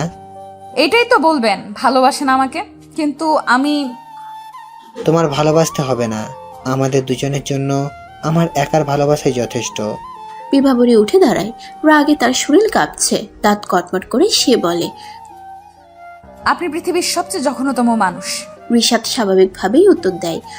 Thanks for compliment. By the way, তুমি দাঁড়িয়ে আছো কেন? বসো, আমার কথা শেষ হয়নি এখনো। বিভাবরী টেবিল থেকে ব্যাগটা হাতে নিয়ে চলে যাওয়ার জন্য পা বাড়ায়। সে এক মুহূর্তের জন্যও এই ছেলেটার সামনে থাকতে চায় না। পেছন থেকে হাতে টান পড়তেই সে এক ঝটকায় হাত সরিয়ে দেয়। চলে যাওয়ার আগে লাইব্রেরির দরজা বন্ধ করে দিয়ে যায়। বাইরে থেকে ছিটকিনিটা আটকে মনে মনে বলে, আই উইশ এই দরজাটা যেন চিরতরে বন্ধ হয়ে যায়, কেউ যেন দরজা খুলতে না পারে। অসভ্য ছেলেটাকে যেন তেলা পোকা, ইঁদুর, উই পোকাতে খায়। খাড়া খাড়া চুলগুলোতে যেন এইসব পোকামাকড়রা পায়খানা করে হলুদ করে দেয়। কথাটা বলে দরজার দিকে তাকিয়ে মুচকি হেসে চলে যায় সে। যদি দরজা ভেদ করে ভেতরের ছবি দেখা যেত, তাহলে হয়তো সে দেখতে পেত ভেতরের মানুষটা কেমন অগ্নি দৃষ্টি নিক্ষেপ করে আছে, তার কপালের রগগুলো কেমন ফুলে উঠেছে। বিভাবরী বাকি ক্লাসগুলো বেশ খুশি মনেই করে, খুব ভালো মনোযোগও দিয়েছে। 2 দিনের পড়াগুলো কভার করে ফেলেছে। ক্লাস শেষে রিক্সার জন্য দাঁড়াতে গিয়েই তার মেজাজ ফের গরম হয়ে গেছে। একটা রিক্সাও পাচ্ছে না কেন। ঘড়িতে সময়টা দেখে আশেপাশে তাকাতেই গলা শুকিয়ে গেছে তার। রিক্সা তেমন ভয়ঙ্কর চেহারা বানিয়ে এদিকে আসছে কেন? হুট করে একটা রিক্সা দেখিয়ে বিভাবরী তাতে চেপে বসে। রিক্সাওয়ালা চেঁচিয়ে চেঁচিয়ে বলছে সে যাবে না, তবুও বিভাবরী তাতে বসে আছে। রিক্সাওয়ালা বিরক্ত হয়ে রিক্সা টান দিতেই পেছন থেকে ধরাম করে একটা শব্দ হয়। উনি তাকিয়ে দেখেন বিভাবরী মাটিতে গড়াগড়ি খাচ্ছে। তার হ্যান্ডব্যাগ একটা ছেলের হাতে। ছেলেটা ঋষাদ। বিভাবরী পড়ে গিয়ে হাঁটু ছেলে ফেলেছে, হাতটাও খানিক কেটে গেছে। তার ইচ্ছে করেছে ছেলেটাকে ঠাস করে একটা থাপ্পড় দিয়ে দাঁতগুলো ফেলে দিতে। রিক্সা টান দিতে ঋষাদ পেছন থেকে তার ব্যাগ ধরে টান দেয়, যার কারণে বিভাবরী টাল সামলাতে না পেরে পড়ে যায়। বিভাবরী রাস্তা থেকে উঠে ঋষাদের দিকে তাকিয়ে দেখে সে নির্বিকার ভঙ্গিতে দাঁড়িয়ে আছে। বিভাবরী কোনো কথা না বলে তার হাত থেকে ব্যাগ আনতে গেলেই সে হাত উপরে উঠিয়ে নেয়। বিভাবরী শান্ত সুরে বলে, ব্যাগ দিন আমার। ঋষাদের ভাবান্তর না দেখে সে খানিকটা চেঁচিয়ে বলে ওঠে, ব্যাগ দিতে বলেছি আমার। চিৎকার করবে না, এটা পাবলিক প্লেস। বিভাবরীর উত্তর শুনে আরো বেশি রেগে যায়। চিৎকার করে বলে, আমি পাবলিক প্লেসে অসভ্যতাম করবেন আর আমি ছেড়ে দেব ভেবেছেনটা কি আপনি?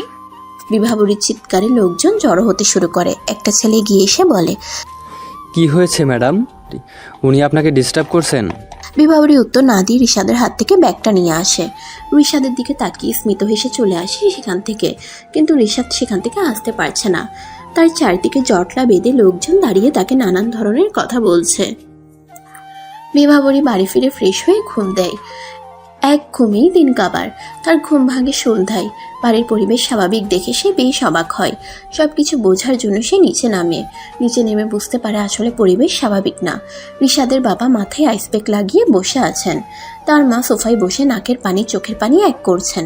মানুষগুলোর জন্য তার বড্ড মায়া হচ্ছে। ভাবতেই কেমন জানি লাগে, এমন অসভ্য ছেলে তাদের সন্তান। রুষা হুট করে দৌড়ে এসে বিভাবরীকে বলে, জানো বিভু, ঋষাদকে পুলিশ ধরে নিয়ে গেছে। বলেই সে হো হো করে হাসতে লাগে। হাসতে হাসতে গড়াগড়ি খাওয়ার মতো অবস্থা। তাকে দেখে মনে হচ্ছে সে খুব গম্ভীর একটা মেয়ে। গম্ভীর মানুষেরা খুব কম আসে, আর যখন হাসে তখন দুনিয়া কাঁপিয়ে ফেলে। রুষার অবস্থা ঠিক সেরকম মনে হচ্ছে। রুষার এভাবে অট্ট হাসিটা মেনে নিতে পারেনি বিভাবরী। এবারের কাউকেই সে এখনো অবধি বুঝতে পারল না। খানিকটা আতঙ্কিত হয়েই সে রুষাকে জিজ্ঞেস করে, তুমি এভাবে হাসছো কেন? তোমার ভাই জেলে, এটা তো নিশ্চয়ই খুশির খবর না? রুষা কিছুক্ষণ পর হাসি থামিয়ে উত্তর দেয়, হাসির খবর না, তবু আমার হাসি পাচ্ছে। কি করি বলো তো? বিভাবরী হতভম্ব হয়ে কিছুক্ষণ তাকিয়ে রইল।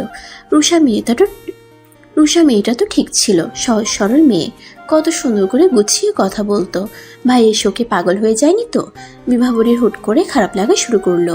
সে কি ভুল কিছু করলো? রুষা কিছুটা সময় পুরোপুরি স্বাভাবিকভাবে বলল, আসলে কি জানো বিভু, এই ছেলেটা 2 দিন পর পর পুলিশ স্টেশনে যায়। বাবা তখন মাথায় আইস প্যাক, আর মা এখানে এভাবে বসে বসে নাক টানে। বাবাও জানে এটা তেমন কিছুই না, মাও জানে, তবুও তারা দায়িত্ব নিয়ে এই কাজগুলো করে। তাই আমার হাসি পাচ্ছিল। বিভাবরী স্বস্তি নিঃশ্বাস ফেলে। এ বাড়ির মানুষগুলো আসলেই রোবটিক। বিভাবরী উপরে যাওয়ার জন্য পা বাড়ায়, তখনই গাড়ির শব্দ হয়। রুষা ফের হেসে বলল, এই যে দেখো, চলে এসেছে রাজপুত্তর। রিশাদকে দেখে তার বাবা উঠে দাঁড়ান। বিভাবরী নিশ্চিত উনি আজ রিশাদকে থাপড়িয়ে সবগুলো দাঁত ফেলে দেবে। ওনার গাম্ভীর্যপূর্ণ মুখ দেখে এটাই মনে হচ্ছে তার, কিন্তু তার ধারণা ভুল প্রমাণ করে দিয়ে উনি বললেন, কি কাণ্ড, গটিয়ে জেলে গিয়েছ? রিশাদের ভাব দেখে মনে হলো সে শুনতেই পায়নি তার বাবা কি বলেছে তাকে। সে পাত্তা না দিয়েই তার মাকে বলল, মা, কড়ালিকারে 1 কাপ চা করে দাও তো। কথাটা শুনে সে এক মুহূর্ত অপেক্ষা করেনি, ধূপধাপ পা ফেলে নিজের ঘরের দিকে পা বাড়ায়। বিভাবরীর পাশ ঘেঁষে যাওয়ার সময় তার মনটা ধুকপুক করছিল। এই বুঝে ছেলেটা তাকে চ্যাংদোলা করে ডাস্টবিনে ফেলে দিয়ে আসে, কিন্তু রিশাদ তার দিকে তাকায়ও নি, নিজের মতো চলে গেছে সে। এটা কি কঠিন কোনো ঝড়ের পূর্বাভাস? রিশাদ চলে গেলে তার মা কিচেনের দিকে পা দেয়। পেছন থেকে ওনার হাজব্যান্ড বলে ওঠে, এই করেই তো ছেলেকে মাথায় তুলেছ, যখন হাতের বাইরে চলে যাবে তখন বুঝবে ঠেলা। নাজনীন সুলতানা বিড়বিড় করে বললেন, বাইরে যাক, তখন লাল টুকটুকে একটা বউ এসে সব ঠিক করে দেবে। বিভাবরী ঘুমোতে যাওয়ার আগে ঘরের চিটকিনিটা বেশ ভালো করেই আটকায়। তার মনে হচ্ছে রিশাদ মাঝরাতে আসবে, এসে তার মুন্ডুটা ঘাট থেকে আলাদা করে দিয়ে যাবে, কিংবা সিলিং ফ্যানের সাথে তাকে ঝুলিয়েও দিতে পারে। কিন্তু তেমন কিছুই হয়নি। বিভাবরীর রাত বেশ ভালোভাবেই কাটলো, কিন্তু তার ঘুম ভালো হয়নি। সকালে ফ্রেশ হয়ে চুপি চুপি ভার্সিটিতে যায় সে। ভার্সিটি গিয়ে মনে হলো সে মস্ত বড় ভুল করে ফেলেছে এখানে এসে। এটা তো রিশাদেরই জায়গা, পড়াশোনার নাম করে গুন্ডামি তো এখানেই হয়, কিন্তু এখানেও তেমন কিছু হয়নি। শান্তি বজায় রেখেই সব ক্লাস শেষ হলো, তবে বিভাবরী মনোযোগ দিতে পারেনি একটা ক্লাসেও। ভার্সিটি শেষে রিক্সা না পেয়ে সে হাঁটা শুরু করে দেয়। বলা তো যায় না কখন গুন্ডাটা এসে তাকে বেদম মারতে শুরু করে। কিছুটা পথ যেতেই তার পাশ ঘেঁষে একটা গাড়ি দাঁড়িয়ে হর্ন দেয়। কাজ খুলে ড্রাইভার সিটে বসে থাকা মানুষটা বলে, গাড়িতে উঠে এসো। বিভাবরী লম্বা করে একটা ঠুক গিলে। আজ তার শেষ দিন, সে এটা জেনে ফেলেছে। মরার আগে তার একটাই ইচ্ছা, শেষবারের মতো তার বাবাকে একবার দেখতে চাই সে, শক্ত করে জড়িয়ে ধরতে চায়। জাহান্নামে নিয়ে যাচ্ছি না, বাড়িতেই যাচ্ছি। বিভাবরী কাঁদো কাঁদো চেহারা বানিয়ে গাড়িতে বসে। হাত কাঁপার কারণে সিট বেল্টটাও লাগাতে পারেনি, রিশাদকে লাগিয়ে দিতে হয়েছে। নাকের ডগায় বিন্দু বিন্দু ঘাম জমতে শুরু করেছে তার। নিচের দিকে তাকিয়ে হাতের আঙ্গুল মুচড়ে যাচ্ছে সমানে। তুমি কি আমাকে ভয় পাচ্ছ? কেউ আমাকে ভয় পেলে আমার খুব ভালো লাগে। থ্যাঙ্কস। বিভাবরীর কথাটা শুনে বেশ চমকে ওঠে। সে খেয়াল করেছে রিশাদ তাকে কিছু বলার আগে কেশপতি বলে সম্বোধন করে, কিন্তু আজ বলেনি। সে আরো বেশি চমকেছে এটা ভাবার পর। সে কি রিশাদের কেশপতি না বলার কারণে শূন্যতা অনুভব করছে? রিশাদ বিভাবরীর দিকে তাকিয়ে দেখে মেয়েটা কুকড়ে আছে, জড়সড় হয়ে বসে আছে। নিঃশ্বাসটাও বেশ সতর্কতার সাথে ফেলছে। সে ঠোঁট বাঁকা করে রহস্যময়ী একটা হাসি দিয়ে পানির বোতল এগিয়ে দেয় বিভাবরীর দিকে। বিভাবরী ঠক ঠক করে এক বোতল পানি শেষ করে দেয়। তারপরেও মনে হচ্ছে আরো পানি খাওয়া দরকার তার। রিশাদ বোতলটা রেখে বিভাবরীর দিকে তাকায়। বিভাবরী আগের মতোই ভয়ার্থ চেহারা বানিয়ে বসে আছে। রিশাদ বিরক্তিকর একটা শব্দ করে বলল, বি নর্মাল বিভাবরী, এভাবে কাঁচুমাচু মুখ করে বসে আছো কেন? মনে হচ্ছে তোমার 50 বয়সের কোনো ছেলের সাথে বিয়ে হয়েছে, আর তুমি তার জন্য বাসর ঘরে ভোঁতা মুখ করে অপেক্ষা করছো। বিভাবরী মুখ পুচকে ফেলে। রিশাদের দিকে তাকিয়ে দেখে সে বেশ স্বাভাবিকভাবেই বসে আছে। ঘাড় কাত করে চোখ থেকে সানগ্লাসটা খুলে শার্টের কলারে আটকে নেয়। চোখের ছোট ছোট মণি তারার মতো ঝকঝক করছে। হালকা গোলাপি আবার ঠোঁট দেখে বিভাবরী তাকে জিজ্ঞেস করতে ইচ্ছে করছে, আচ্ছা আপনার ঠোঁটগুলো কি মেয়েদের থেকে ধার করে আনা? ফর্সা ছেলেদের এমন ঠোঁট দেখলে মেয়ে মেয়ে ভাব আসে। রিশাদের গায়ের রং উজ্জ্বল শ্যাম বর্ণের, কিন্তু তাকে একটুও খারাপ লাগছে না, বরং মনে হচ্ছে কোনো উপন্যাস থেকে উঠে আসা নায়ক। এমন অসাধারণ একটা ছেলে তাকে ভালোবাসে, ভাবতেই তার ভীষণ লজ্জা লাগছে। বিভাবরী এক মনে তাকে খুঁটিয়ে খুঁটিয়ে দেখে যাচ্ছে। হুট করেই সে আতকে উঠে। এসব কি ভাবছে সে? ছি, কি ভয়ঙ্কর কথা। আমার সর্বনাশের জন্য তোমার এমন দৃষ্টি কি যথেষ্ট নয় কেশবতী? রিশাদের কথায় বিভাবরী বেশ অপ্রস্তুত হয়ে চোখ সরিয়ে নেয়। এমন লাগাম ছাড়া কথায় তার লজ্জায় মরে যেতে ইচ্ছে করছে। ইস, কি ভয়ঙ্কর পরিস্থিতি। রিশাদ কিছুক্ষণ বিভাবরীর দিকে তাকিয়ে থেকে লম্বা শ্বাস টেনে বলল, আমার বাবা মা আমাকে অস্বাভাবিক আদর যত্নে বড় করেছেন। কিছু চেয়েছি কিন্তু পাইনি, এমনটা কখনোই হয়নি। তাদের উপরটা দেখতে যতটা কঠিন, ভেতরটা ততটাই সহজ সরল। কিন্তু আমাকে যতটা চঞ্চল দেখায়, আমি ততটাই শক্ত আর কঠিন। আই নিউ ইউ কেশবতী, তুমি চাও বা না চাও তোমার তাদের সাথে ইনফ্যাক্ট আমার সাথে থাকতে হবে। আমার রাগ সম্পর্কে তোমার আইডিয়া নেই, কারণ আমি বদরাগী না, কিন্তু রেগে গেলে নিয়ন্ত্রণ হারাতে সময় লাগে না। তাই এমন কিছু করো না যাতে আমার নিয়ন্ত্রণ হারাতে হয়। কিছুক্ষণ থেমে সানগ্লাস চোখে দিয়ে গাড়ি স্টার্ট দেয়। পুনরায় মুচকি হেসে বলে, I am getting already crazy about you Keshabati. Serious কথাবার্তায় এমন কথা শুনে বিভাবরী চমকে ওঠে। বিষাদকারী টান দিয়ে বলে, এমন বাঁকা চোখে তাকালে শুধু পাগল না, পৃথিবী ছাড়তে দেরি হবে না গো কেশবতী। বিভাবরী জানালার কাজ কোলে বাইরে তাকিয়ে মুচকে হাসি দেয়। সে নিজেও জানে না এই হাসিটার কারণ। বাকি রাস্তার ইশারার কোনো কথা বলেনি, তবে বারবার আর চোখে দেখে গেছে তাকে। মাঝে মাঝে চোখে চোখ পড়তেই বিভাবরী লজ্জায় বাইরের চোখ সরিয়ে নেয়। সারাটা রাস্তা তার কাঁপাকাঁপির মধ্যে কেটেছে। ধুকপুক শব্দে তার অবস্থা কাহিল। বিভাবরী বাড়ি ফিরেই জানতে পারে রুষার বিয়ের ডেট ফিক্সড হয়ে গেছে। সব রকমের প্ল্যানিংও শুরু হয়ে গেছে। বিভাবরী দীর্ঘশ্বাস ছেড়ে নিজের রুমের দিকে পা বাড়ায়। ভেতরটা বড্ড শূন্য শূন্য লাগছে তার। চাপা কষ্টটা বেরিয়ে আসতে চাইছে কান্না হয়ে। যতই সে ভুলে থাকার চেষ্টা করুক তার প্রথম প্রেম, চাইলেই তো আর ভুলে থাকা যায় না। ধ্রুবর সাথে তার পরিচয়ে 4 বছর। বাবার বিজনেসের খাতিরে তার সাথে পরিচয়। সেদিনে সেই বিয়ের ঘটনার পর থেকে যতবার তার সাথে দেখা হয়েছে সে ততবারই ফ্যালফ্যাল করে তার দিকে তাকিয়েছিল। তখন তো দেখে তার একবারও মনে হয়নি ছেলেটা তাকে পছন্দ করে না। আতঙ্ক উত্তেজনায় সারাটা রাত ঘুম হয়নি তার। এক অসহ্য অনুভূতিতে সারা রাত পার করেছে। শেষ রাতে চোখ লেগেছিল, যার দরুন সকালে উঠতে দেরি হয়ে যায়। একবার ভাবলো ভার্সিটি যাবে না, আবার ভাবলো সারাদিন বাড়িতে বসে কি করবে, তার চেয়ে ভালো তো যাওয়াই। বিভাবরী ভার্সিটি যাওয়ার জন্য নিচে নামতেই মিসেস নাসনিন তাকে আটকে দেয়। গম্ভীর মুখে বলে, তোমাকে কিছু কথা বলবো বিভাবরী, তুমি সোজা সাপটা উত্তর দেবে, বুঝেছো? বিভাবরীর চোখ মুখ শুকিয়ে গেছে ওনার কথায়। কি এমন কথা বলবেন উনি এত সিরিয়াস হয়ে আছেন? শোনো বিভাবরী, আমার ছেলের জন্য একটা লাল টুকটুকে বউ চাই। তুমি কি লাল টুকটুকে বউ হবে? মিসেস নাজনীনের মুখে কথাটা শোনা মাত্র বিভাবরীর শরীরের লোমগুলো দাঁড়াতে শুরু করলো। বিভাবরী ঢোক গিলে কিছু বলার আগেই তিনি বলে ওঠেন, হ্যাঁ অথবা নাতে উত্তর দাও। তিনি সিরিয়াস মোডে কিছুক্ষণ তাকিয়ে থেকে হো হো করে হেসে ফেলেন। বিভাবরীর মাথায় হাত বুলিয়ে বলেন, খুব ভালো মানিয়েছে তোমাদের। এমন একটা মেয়েই তো চেয়েছিলাম আমার রিশুর জন্য। বিভাবরী এক ছুটে বাইরে চলে আসে। কি ভীষণ লজ্জা লাগছে তার। সারাটা রাস্তায় এসব ভাবতে ভাবতে যায়। ঋষাদের সাথেই নতুন করে সব শুরু করবে সে। ধ্রুব নামের কেউ তার জীবনে ছিল সেটা মনে করবে না, একদম মনে করবে না। মানুষ চাইলে সব পারে, তাকেও পারতে হবে, অবশ্যই পারতে হবে। রিক্সা ভাড়া মিটিয়ে গেটের কাছে আসতেই তার চোখ দুটো থমকে যায় একটা পরিচিত মুখ দেখে। ধ্রুবর হুট করে ভার্সিটি আসার কারণটা সে বুঝতে পারছে না। ধ্রুবকে দেখে পুরোপুরি ঘাবড়ে যায় বিভাবরী। সে কেমন উদাস দৃষ্টিতে তাকিয়ে আছে। ঝাগড়া চুলগুলো এলোমেলো হয়ে কপালের উপর ছিটিয়ে আছে। দীর্ঘদিন কাটা হয়নি বোধ হয়। বিভাবরীকে দেখে সে দ্রুত পায়ে এগিয়ে এসে বলে, কোনো কথা নয়, প্লিজ 10টা মিনিট সময় দেবে আমাকে। বিভাবরী নিজেকে শক্ত করার চেষ্টা করলো। সে অত্যন্ত কঠিনভাবে তাকে রিফিউজ করবে, কিন্তু তার আগেই ধ্রুব তার হাতটা ধরে বলে, প্লিজ বিভাবরী, চলো না।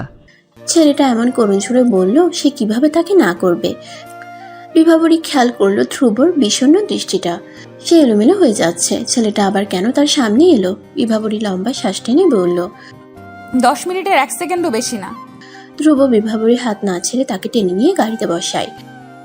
ড্রাইভ করার সময় ধ্রুব বারবার ঠোঁট কামড়ে ধরছে। তার গলাটা কি শুকিয়ে যাচ্ছে। দিশেহারা দৃষ্টি খুন ঘন ঘন পরিবর্তন হচ্ছে। বিভাবরীর জানতে ইচ্ছে হলো তার কি হয়েছে, সে এমন আতঙ্কে আছে কেন, কিন্তু জিজ্ঞেস করেনি। কেন করবে? তার কি সেই অধিকার আর আছে? ধ্রুব তাকে নিয়ে একটা ছোটখাটো আইসক্রিম পার্লারে যায়। তাকে বসিয়ে দিয়ে সে ক্রমাগত হাত মুছড়ে যাচ্ছে, আবার কখনো ঢকঢক করে পানি খাচ্ছে। বিভাবরী বিরক্ত হয়ে বলে, আপনি কি কাইন্ডলি বলবেন আমরা এখানে কেন এসেছি? ধ্রুব করুণ দৃষ্টিতে তাকাই বিভাবরীর দিকে। কিছুক্ষণ পর চোখ সরিয়ে বলল, আমি একটা সিগারেট ধরাবো বিভাবরী, এটা শেষ হতে যতক্ষণ সময় ততক্ষণ তুমি অপেক্ষা করবে। ধ্রুব বসা থেকে উঠে সিগারেট ধরায়। সিগারেট টানার মাঝে সে আরো একটা কাজ করছে, মাথার চুল টেনে ধরছে।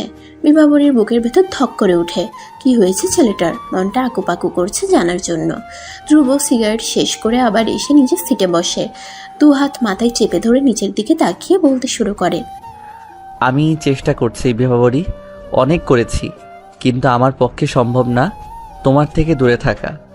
বিভাবরী বিস্ফোরিত চোখে তার দিকে তাকায়। অনেক কথা বলতে ইচ্ছে করছে কিন্তু বলবে না। সে চোয়াল শক্ত করে বলে, রুষা আপুর সাথে বিয়ে ঠিক হওয়ার পরও আপনি কি করে এই কথা বলতে পারলেন?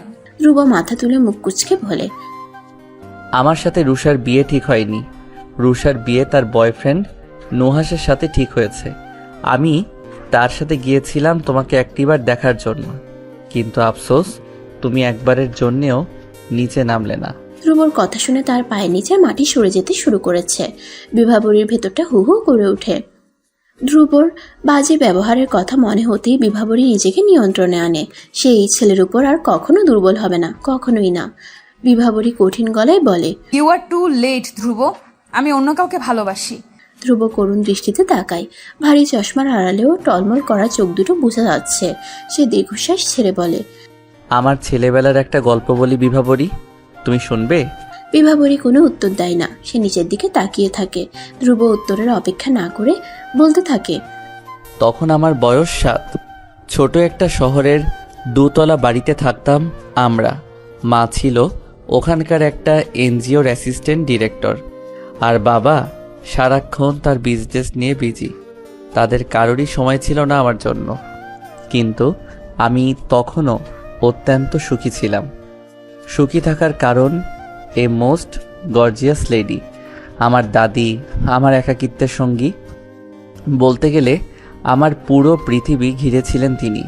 স্কুল থেকে ফিরে তার কাছে গল্প না শুনলে খেতে পারতাম না, তাকে জড়িয়ে না ধরলে আমার ঘুম হতো না। প্রতিদিন বিকেলে ছাদে তার সাথে খেলা ছিল নিত্য নৈমিত্তিক। এমনই এক ধূসর বিকেলে আমি তার সাথে গল্প করতে ছাদে যাই। সেই ধূসর বিকেলটা ছিল আমার জীবনের সবচেয়ে জঘন্যতম বিকেল। খেলার ছলে ওনাকে চোখ বেঁধে দিয়ে আমি লুকিয়ে পড়ি। লুকোচুরি খেলতাম তাই। এইটুকু বলে ধ্রুব থামে। তার কথা আটকে আটকে আসছে। বিভাবরী হা করে কথাগুলো শুনে। ধ্রুব ভাঙা গলায় বলে, আমার চোখের সামনে উনি সিঁড়ি থেকে পড়তে থাকে, মুখ থেতলে যায় উনার। আমি চোখ বন্ধ করতে চেয়েছিলাম বিভাবরী, কিন্তু পারিনি। চোখের সামনে উনার বীভৎস মৃত্যু ঘটে। নিজেকে সামলাতে না পেরে মাটিতে লুটিয়ে পড়ি। এর পরের গল্পটা ছিল আরও ভয়াবহ। সেদিনের ঘটনার পর থেকে আমি প্রায়ই অজ্ঞান হয়ে যাই। হাত পা সহ পুরো শরীর কাঁপতে থাকে। সাইকিয়াট্রিস্ট দেখানো হলে তিনি বলেন আমার মস্তিষ্ক দুর্বল হয়ে গেছে। মস্তিষ্কের সমস্যার কারণে এপিলেপসি হয়ে যায়। বছরে একবার হলেও আমার শরীর কাঁপিয়ে খিঁচুনি হয়। এখন তুমিই বলো বিভাবরী, আমার এই অনিশ্চিত জীবনের সাথে কিভাবে তোমাকে জড়াই? বিভাবরী নিরুত্তর। কি উত্তর দেবে সে? তার কি কিছু বলার আছে?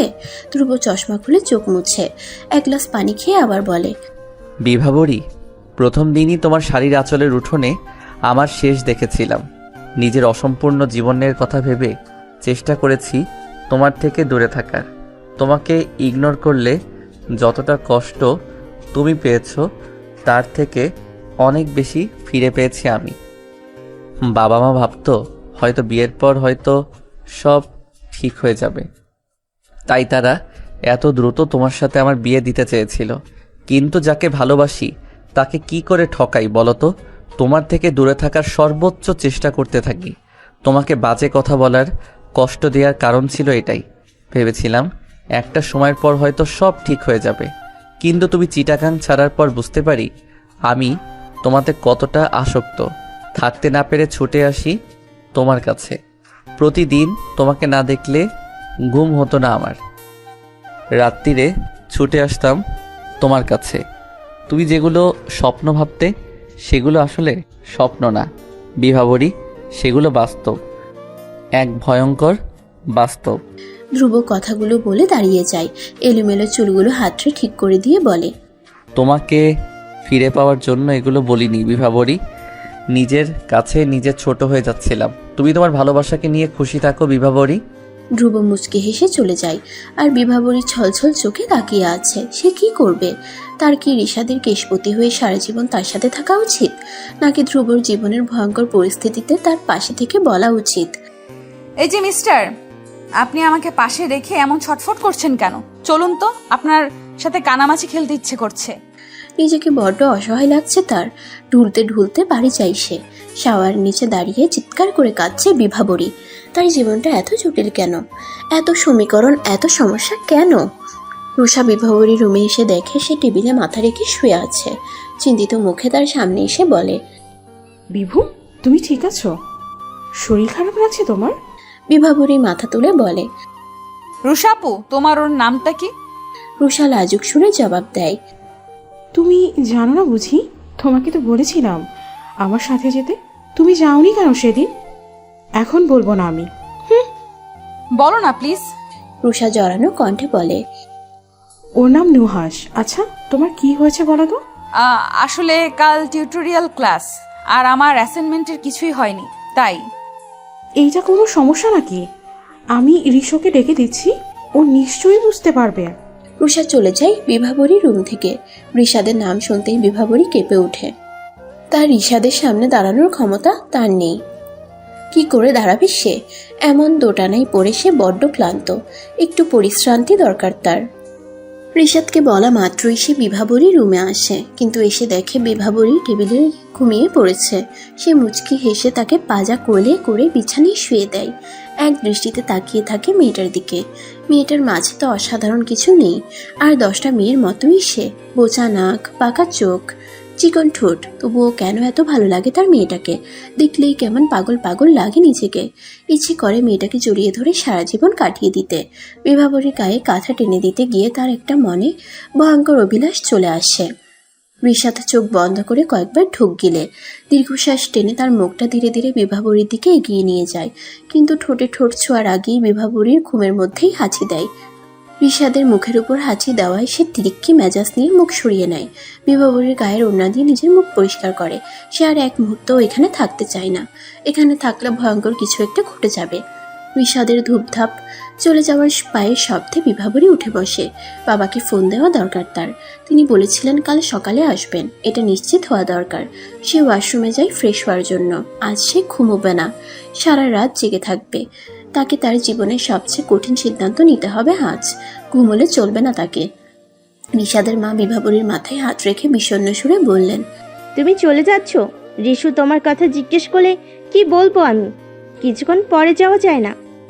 বিভাবরী হেসে উত্তর দেয়, আমি ওনাকে সব জানিয়েছি, আপনি চিন্তা করবেন না আন্টি, আসছি আমি। বিভাবরী গাড়িতে বসে ভাবছে ঋষাদ ঘুম থেকে উঠলে কি করতে পারে। যখন বিছানার কাছে চিরকুটটা পরে বুঝতে পারবে বিভাবরী চলে এসেছে, তখন সে কি করবে? বাবাকে বলতে পারে, আমি বিয়ে করতে চাচ্ছি বাবা, পুলিশ স্টেশনে যাওয়া লাগতে পারে আমার। ঋষাদের যে রাগ, সে এটাই করতে পারে, এবং ভবিষ্যতে ওইটাই ঘটল। বিভাবরী চট্টগ্রাম গিয়ে বাড়ি না ফিরে ধ্রুবর অফিসে যায়। সরাসরি ধ্রুবকে গিয়ে জিজ্ঞেস করে, আমি শেষবারের মতো আপনার কাছে এসেছি, আপনি কি আমায় ফিরিয়ে নেবেন? ধ্রুব নিজেকে শক্ত করার চেষ্টা করে। সে চায় না তার জন্য বিভাবরী সাফার করুক। বিভাবরী কি কঠিন একটা কথা শুনিয়ে দিতে হবে তাকে, তার জন্য বিভাবরী কষ্ট থাকবে সেটা কখনোই চায় না, কখনোই না। সে চোয়াল শক্ত করে বিভাবরীকে বলে, আমাকে করুণা করতে এসেছো? ধ্রুবকে করুণা? তুমি কি ভেবেছ ধ্রুব তোমার করুণার জন্য বসে আছে? ধ্রুব, গেট লস্ট। তুমি আমায় ভুল বুঝছো ধ্রুব, দেখো। ধ্রুব তাকে থামিয়ে দিয়ে চিৎকার করে বলে, কি বললাম শুনতে পাওনি? Just get lost. বিভাবরী ফুপিয়ে কেঁদে ওঠে। ধ্রুবর দিকে তাকিয়ে দেখে সে অন্যদিকে মুখ ফিরে আছে। সে এক প্রকার ছুটতে ছুটতে বেরিয়ে আসে ধ্রুবর কেবিন থেকে। একবারের জন্য পেছনে তাকায়নি। পেছনে তাকালে দেখতে পেত ছেলেটা কত কষ্টে তার কান্না আটকানোর চেষ্টা করছে। বিভাবরী চলে গেলে ধ্রুব দীর্ঘশ্বাস ছাড়ে। সে না হয় বিভাবরীর সবার কাছে খারাপই থাকলো, তার তো অধিকার নেই এই বোকা মেয়েটাকে দুঃখ দেওয়ার, সারা জীবনের জন্য তাকে কষ্টই রাখার। সেদিনের পর ধ্রুবর সাথে বিভাবরীর যোগাযোগ নেই। না ধ্রুব জানে বিভাবরী কি করছে, না বিভাবরী জানে ধ্রুব কোথায় আছে, কি করছে। ধ্রুব চাইও না বিভাবরীর সাথে তার কখনো দেখা হোক, কিন্তু মানুষ না চাইতেও অনেক কিছু পেয়ে যায়। অনেকগুলো বছর কেটে যাওয়ার পর সে ঠিকই দেখেছিল বিভাবরীকে। শুধু বিভাবরীকেই না, তার সাথে আরও দুজন মানুষকে। ধ্রুব দেশের বিখ্যাত বিজনেস আইকন হিসেবে তাকে একটা কনফারেন্সে দাওয়াত দেওয়া হয়, যেখানে দেশের খ্যাতি সম্পন্ন আরও অনেকেই যায়। ধ্রুব বেশ সেজেগুজে সেখানে উপস্থিত হয়, কিন্তু একজোড়া দম্পতিকে দেখে সে থাকতে পারেনি বেশিক্ষণ। সে এমন একটা মেয়েকে দেখেছিল যে কিনা শাড়ি সামলাতে পারতো না, হোঁচট খেয়ে পড়ে যেত, নয়তো কুচি খুলে যেত, কিন্তু এখন সে ঠিকই শাড়ি সামলাতে পারছে। পাশাপাশি একটা 3 বা 4 বছরের বাচ্চা মেয়েকেও সামলাচ্ছে। সেদিনের বোকা মেয়েটাকে আজ পরিপূর্ণ নারী লাগছে। ভালোই হলো, সে তো পারতো না মেয়েটাকে এমন খুশিতে রাখতে। থাকুক না সে তার মতো। মেয়েটার সামনে দাঁড়ানোর কোনো অর্থ নেই, তার ক্ষমতাও নেই দাঁড়ানোর। ধ্রুব চলে আসে সেখান থেকে। গাড়িতে বসে রাতের শহর দেখছে ধ্রুব। তার ভালো লাগে না এসব দেখতে। হু হু করে ওঠে ভেতরটা। রাতে ঘুমোতে গেলে ঘুম ধরা দেয় না চোখে, ধরা দেয় কিছু স্মৃতি, যেগুলো সে খুব করে ভুলে যেতে চাইছে কিন্তু পারছে না। তখন সে আনমনে বলে, বিভাবরী, তুমি জ্যোৎস্নার স্নিগ্ধ আলো হয়ে যেতে পারো না, যে আলোর ছোঁয়ায় আমি ঘুমোতে পারতাম? আচ্ছা বিভাবরী, তোমার কি কখনো আমার কথা মনে পড়ে? কোনো ঝুম বৃষ্টির দিনে কিংবা কোনো পূর্ণিমার রাতে? তখন কি তুমি আমার জন্য অশ্রু ঝরাও, নাকি তোমার প্রিয়ত মেশুর কাঁধে মাথা রেখে জ্যোৎস্না বিলাস করো? তুমি কি আমায় ভুলে গেছো বিভাবরী? তুমি কেন আমি কেন এখনো ভুলতে পারছি না? একটা কথা বলাই হয়নি তোমায় বিভাবরী। সেদিন বেগুনি বাড়িতে তোমায় অপূর্ব লাগছিল। সেদিন তোমায় না দেখলে জানতেই পারতাম না পৃথিবীতে শুধু নীল বা লাল পরি না, বেগুনি পরিও হয়। বিভাবরী, তুমি কি সত্যি শাড়ি সামলাতে শিখে গেছো? তোমার আঁচলের উঠোনে তোমার প্রিয়জন কি লুটোপুটি খায়? তোমার চুলে মুখ লুকিয়ে সে কি তোমায় এলোকেশি বলে? খুব জানতে ইচ্ছে করে। তুমি ভালো আছো তো বিভাবরী? আমি হয়তো ভালো আছি কিংবা নেই, কিন্তু তোমার কথা মনে হলে এখনো চোখ দুটো ঝাপসা হয়ে আসে, চিনচিন করে বুকের বাঁ পাশটায়। তখন নিজেকে ছন্ন ছাড়া লাগে। আমার জীবনের সব ছন্দ কোথায় হারিয়ে গেল বলো তো?